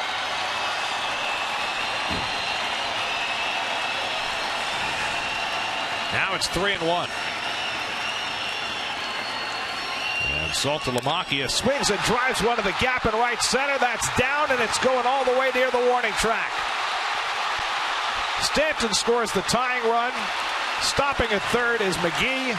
It's a 3-3 ball game. A double for Saltalamacchia gets the Marlins even. A dreadful outing for Daisuke Matsuzaka. 5 batters faced, none retired, and he's going to exit.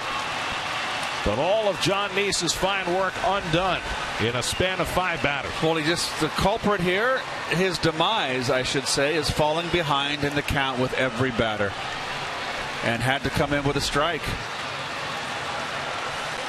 Now the Marlins are just been in a position to win this ball game. A base hit. Call to the bullpen brought to you by Verizon. It'll be Kyle Farnsworth trying to bail out Matsuzaka. 3-3 game in the 8th. We'll be right back.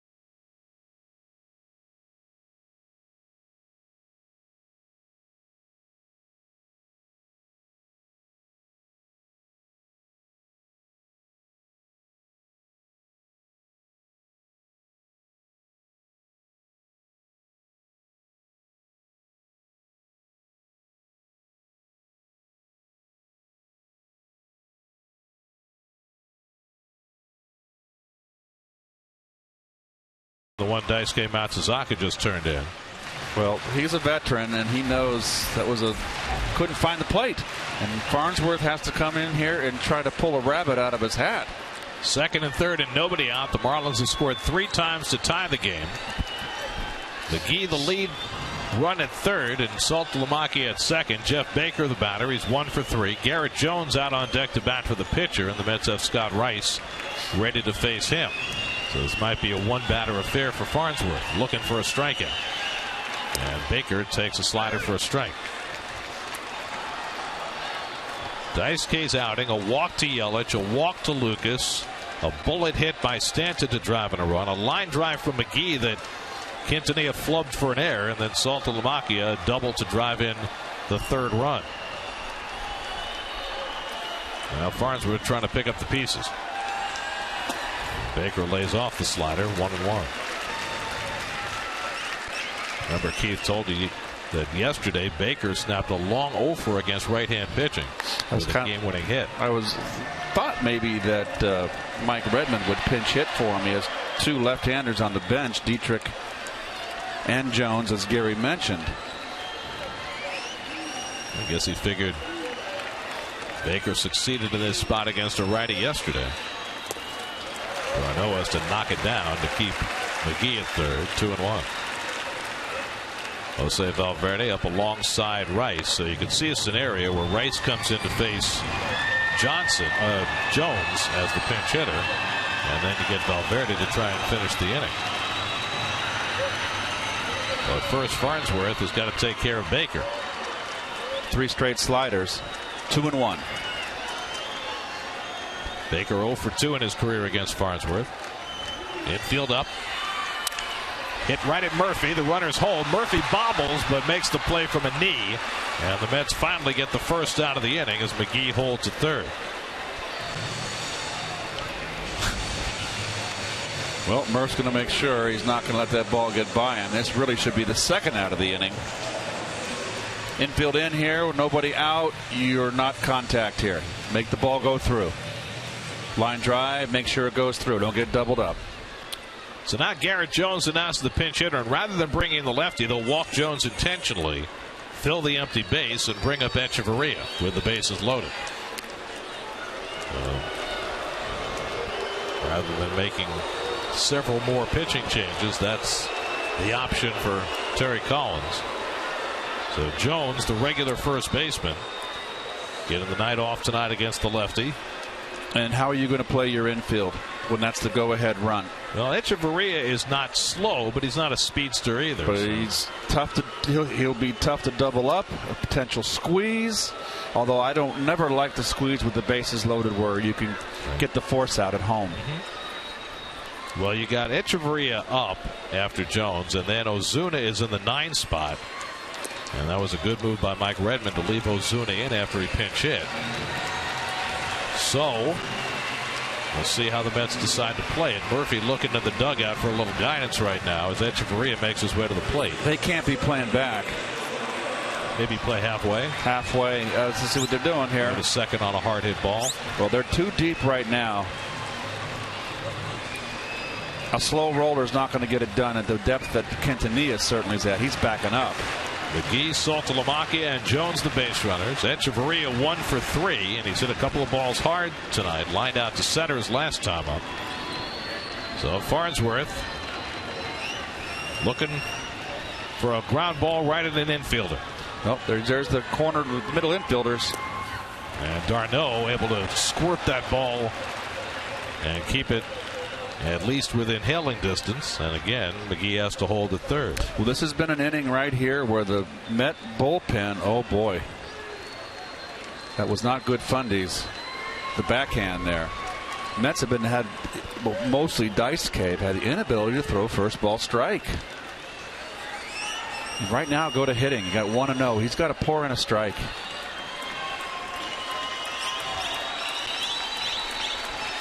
Bases loaded, 1 out. And Echeverria fouls it off. Up and in fastball, 1-1. That was ball 2.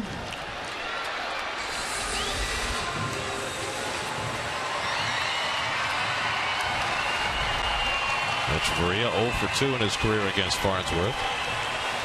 Farnsworth got the first out, got Baker on the grounder with the infield in. Now with the infield halfway, facing Echeverria with the bases full.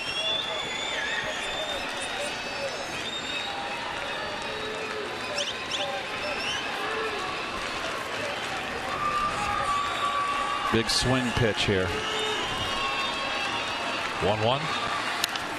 In the air, foul. And now Farnsworth ahead of the count.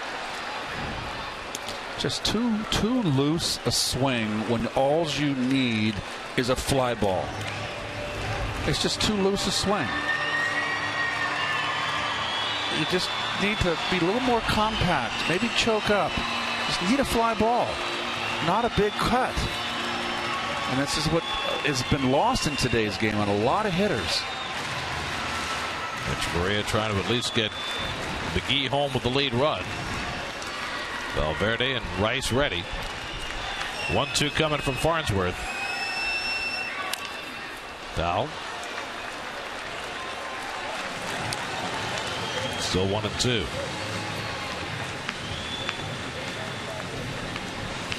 Farnsworth, last time we saw him, gave up the walk-off home run to Charlie Culberson Saturday night in Colorado. Now trying to pick up Matsuzaka, who had his own troubles here in the 8th inning tonight.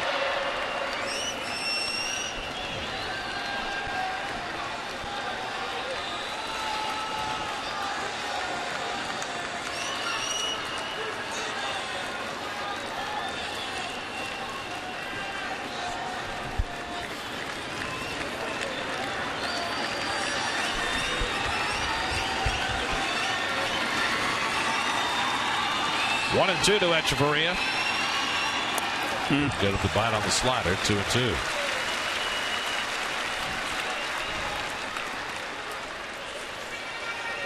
Marcelo Ozuna batting in the 9 spot, waiting on deck.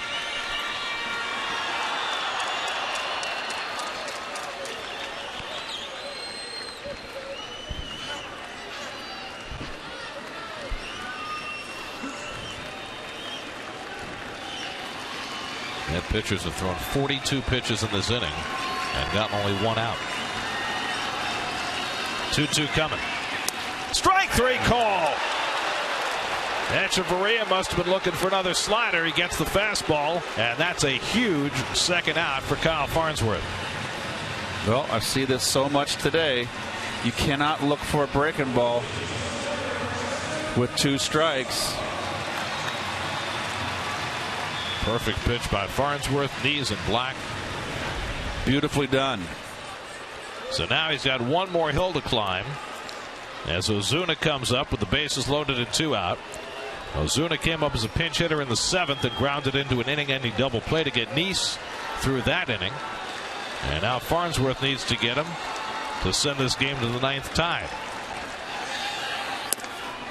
And this is well outside for ball 1. That's a first pitch ball thrown to 9 straight hitters. This is why there's 3 runs on the board, and lucky there's not more.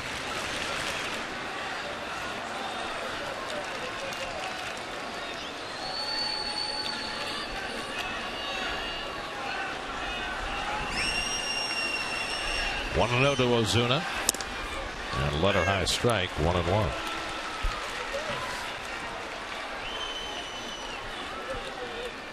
McGee is at third. He's the go-ahead run. Saltalamacchia at second. Jones at first. 2 out. Farnsworth came in with second and third and nobody out. He's gotten 2 outs, and McGee is still pinned at third. 1 more to get.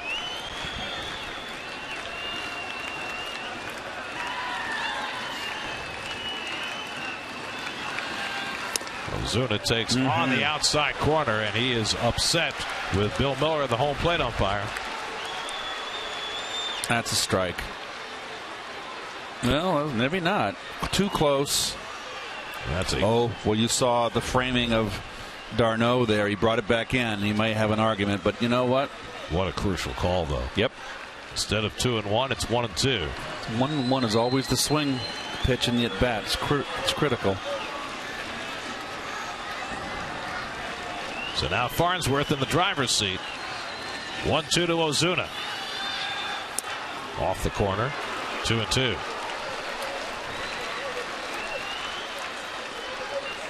What a laborious inning for the Mets bullpen. 47 pitches, 3 runs home, 3 walks, an error. And Farnsworth trying to bail Daisuke out.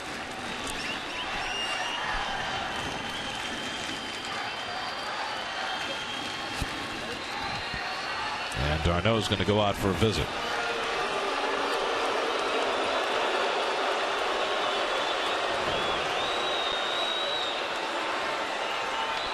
And another.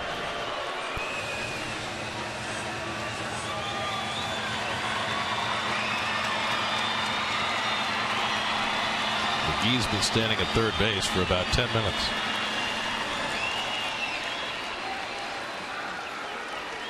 Farnsworth trying to find a way to keep him there. 2-2 to Marcell Ozuna. In the dirt, and Darno does well to block that one. Now it's 3-2. Beautiful play by Darno here. Watch him. He knows it's critical instantly. Smother. Took a nasty hop, too, right into the chest protector. So now the merry-go-round will be in motion.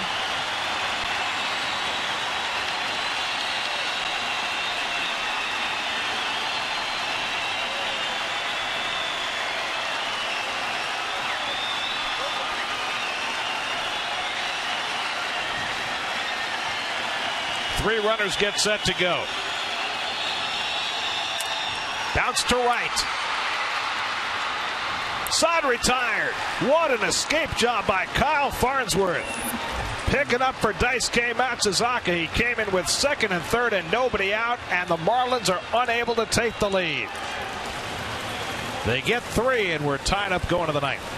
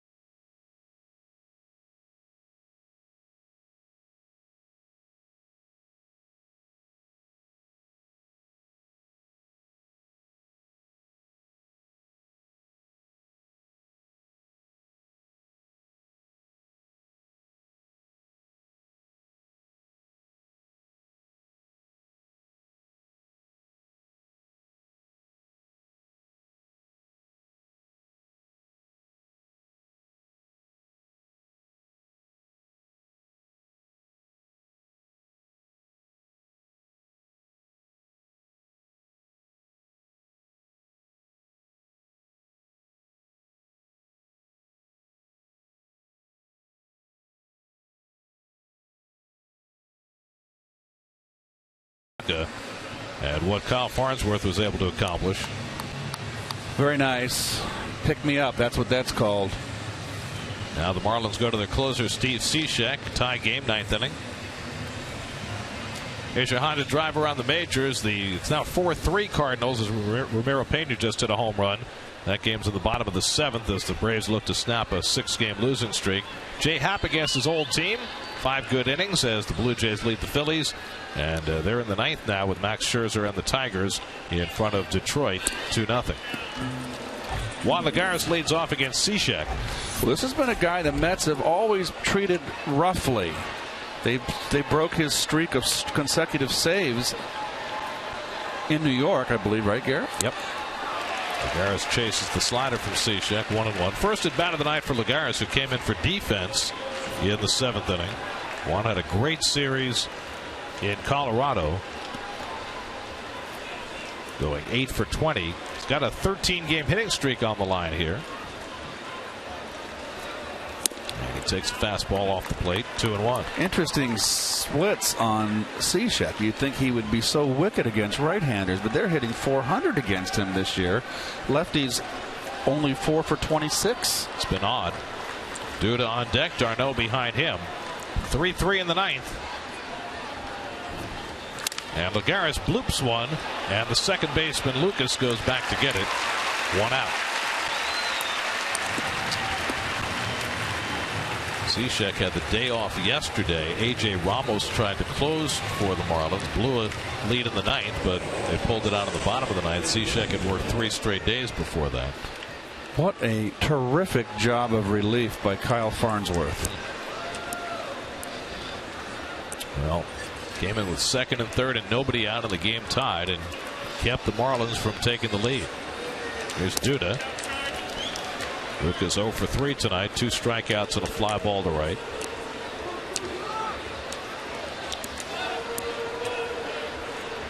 Duda 4 for 8 against Steve Cishek. And he takes a strike. That's had a terrific rally against Cishek in that game in New York. They were down a run in the 9th. Quintanilla had a game-tying hit. Neuenhuis kept the inning alive with a double, and then Granderson drove in the winning run. 6 ERA against the Mets. 2-1 to Duda. Travis d'Arnaud on deck. Cishek had saved 33 in a row before that game a week ago Friday. Coming in here to a tie game. Mets 3 runs, 6 hits. The Marlins 3 runs, 7 hits. And Duda takes it wide, 3-1. Well, if you're Cishek, do you challenge Duda here? You just run a sinker up there. Try to get him to roll it over. You got to throw a strike. No free passes. Keep it away. And Lucas takes ball 4.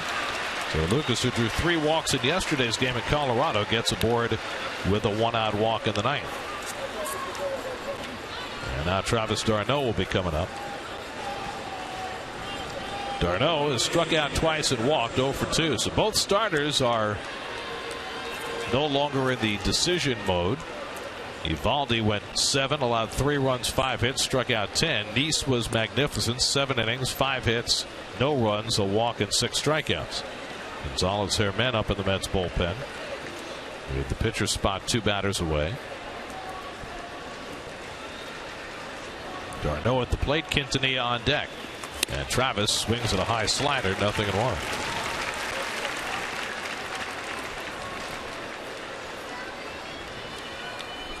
Quintanilla, who had that big hit against Cishek, about to face him again.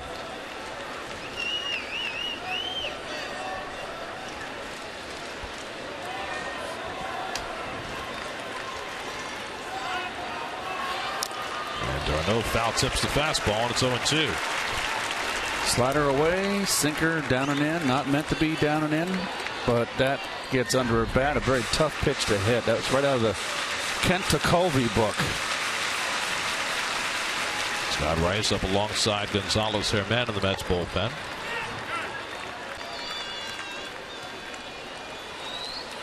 Marlins will have the top of their batting order coming up at the bottom of the 9th, with the left-hand hitter Yelich leading off and Stanton due up 3rd.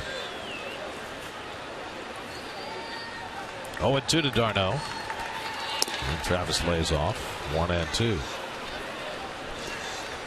Brad Hand worked a scoreless inning in relief for the Marlins to keep them within hailing distance. And then they took down Matsuzaka for 3 runs in the bottom of the 8th.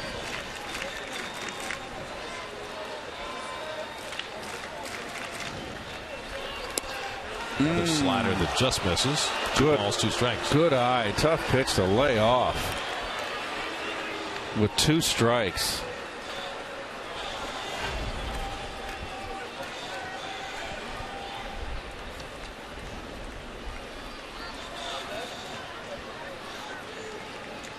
Duda at first and 1 out, and d'Arnaud takes that one just off the plate, and now it's 3-2. Well, 3 times in a row, Cishek's tried to dot the outside corner with that slider. Boy, oh boy, that didn't miss by much. Do you send Duda here? No, I would not. d'Arnaud's already struck out twice today. He's running. Strike 3 call. Saltalamacchia throws perfectly. Strike him out, throw him out, double play. Inning over. So after trying 3 times with the slider, Cishek gets d'Arnaud looking at the fastball. Fastball on outside corner, plenty of plate. Strike him out, throw him out, double play. 3-3 going to the bottom of the 9th.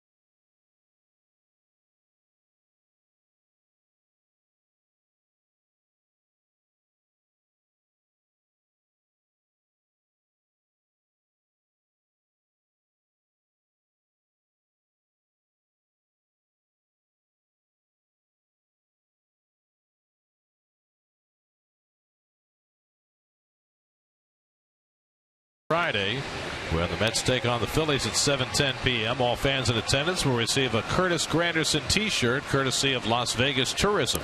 For tickets, visit Mets.com/free shirt Fridays.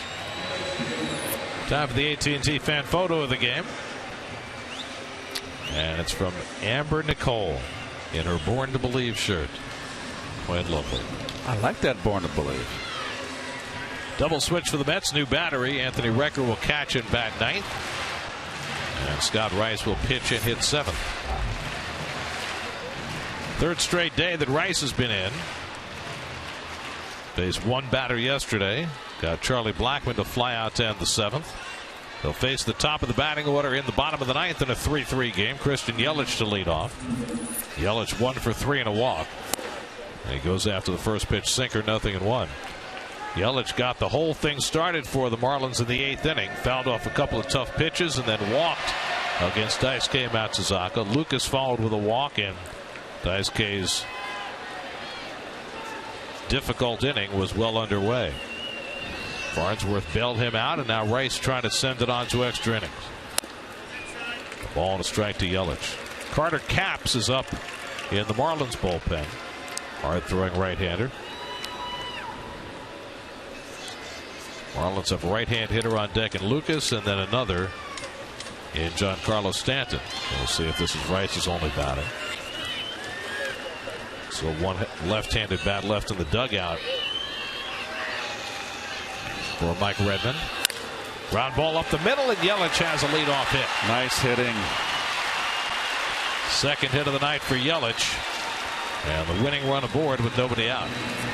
And now Lucas. If you're Mike Redmond, what do you do with him? Do you bunt and take the bat out of Stanton's hands?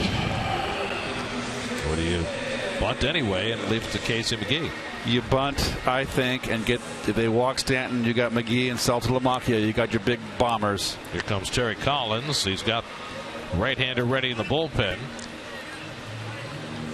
And the sign goes out, so Rice faces one batter, gives up a hit, and Gonzalez Herman will try and come in and bail him out. Mets trying to hang on to a tie here in the bottom of the ninth inning. 3-3 with Herman coming in. We'll be right back.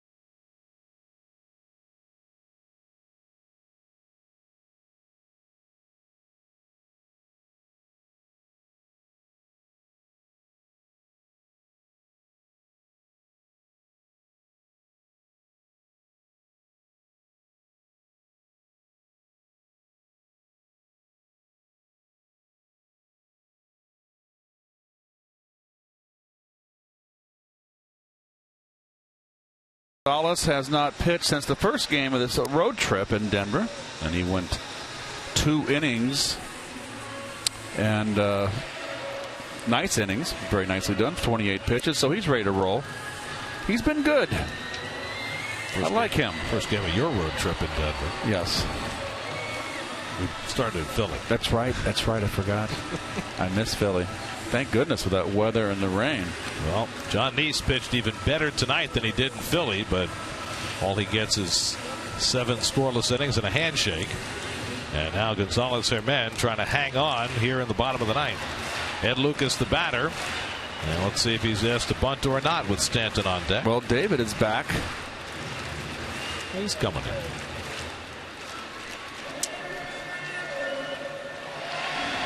Lucas tonight 0 for 2. He's walked twice.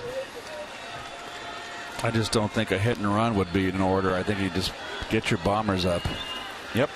Lucas squares, bunts it back to Herman, who stumbles slightly and then gets the out. He was thinking about second, but the footwork was not working for him. So takes the sure out. 1-4 on the sacrifice. If he doesn't stumble, he may have a shot here. The ball's bunted right back at him hard. Oh yes, he had him, and he stumbles. Whoa. Well, I know that Stanton can be pitched to because he strikes out more than anybody else in the league, but you can't pitch to him here, can you? You can. I mean, McGee on deck has been a big RBI bat, but Stanton is Stanton, and the Mets will walk him. Yep. And I have no argument there. He's been so clutch so far this year, but the guy behind him, McGee, is also hitting .400 with runners in scoring position. Here's the thing. Mike Redmond knew 100% sure that if he bunted Lucas, the Mets would take the bat out of Stanton's hands. And he was okay with that because he's watched McGee get big hit after big hit this year. Well, he's also got his 4 and 5 hitters coming up. You know, that's the meat of your order. Last year, Redmond might have played it very differently because Stanton had no protection at all. Well, he had no lineup at all. That's what I mean. Yep. He wouldn't have had anybody behind him who would have been a threat. So, with the winning run at second, Stanton gets the intentional walk. McGee at the plate, Saltalamacchia behind him. McGee tonight 1 for 4. Last time up in that big 8th inning, he had a line drive right at the feet of Quintanilla, and Quintanilla just botched it for an error that brought in a run.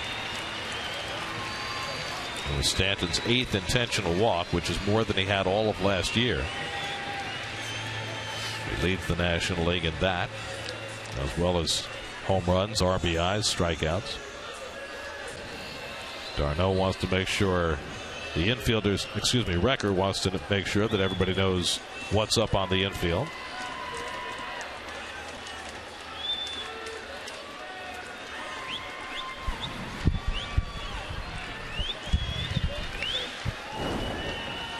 So here's McGee trying to get Yelich home from second with the winning run. And Herman starts him off with a fastball for a strike. Good pitch down and in, sank in. Good pitch to take. That's a ground ball right there. Good sinker.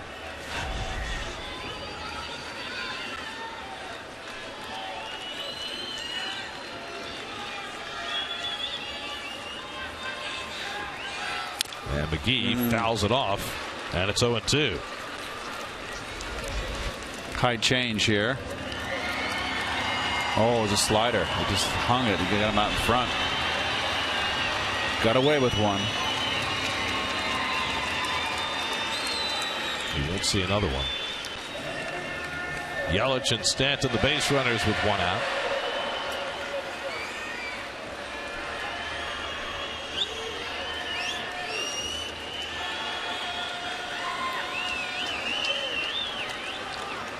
Now the 0-2. Off Herman, it rolls into right field. Yelich around third, and he will score the winning run, and the Marlins win it 4-3.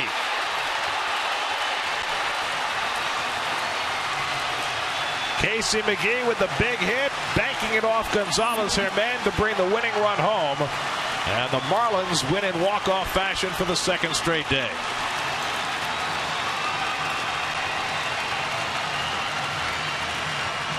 Really question this call, Gary. Fastball 0-2.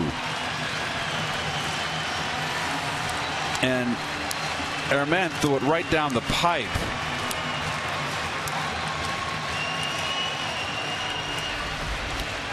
They want it up high, and look at this, right down Broadway. So a mistake, Herman.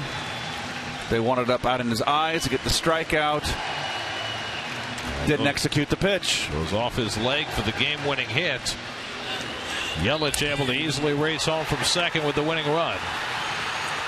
Casey McGee, who was hitting .400 with runners in scoring position, comes through with the game-winning hit in the bottom of the ninth. A dreadful loss for the Mets, who got 7 tremendous innings out of John Neese, but the bullpen unable to hold it. 3 runs against Daisuke in the 8th. And then the game winner charged to Rice. Game-winning hit given up by Herman in the bottom of the ninth. Well, I don't get all this stuff they like to throw on everybody, but they can have their fun. But now they go to 15-5 at home, the Marlins. They are really tough to beat here. Now, they were held in check for 7 innings. John Neese got the job done. Mets hit a couple of early home runs, but not enough tonight, as the Marlins get 3 in the 8th and 1 in the 9th and beat the Mets 4-3. Casey McGee.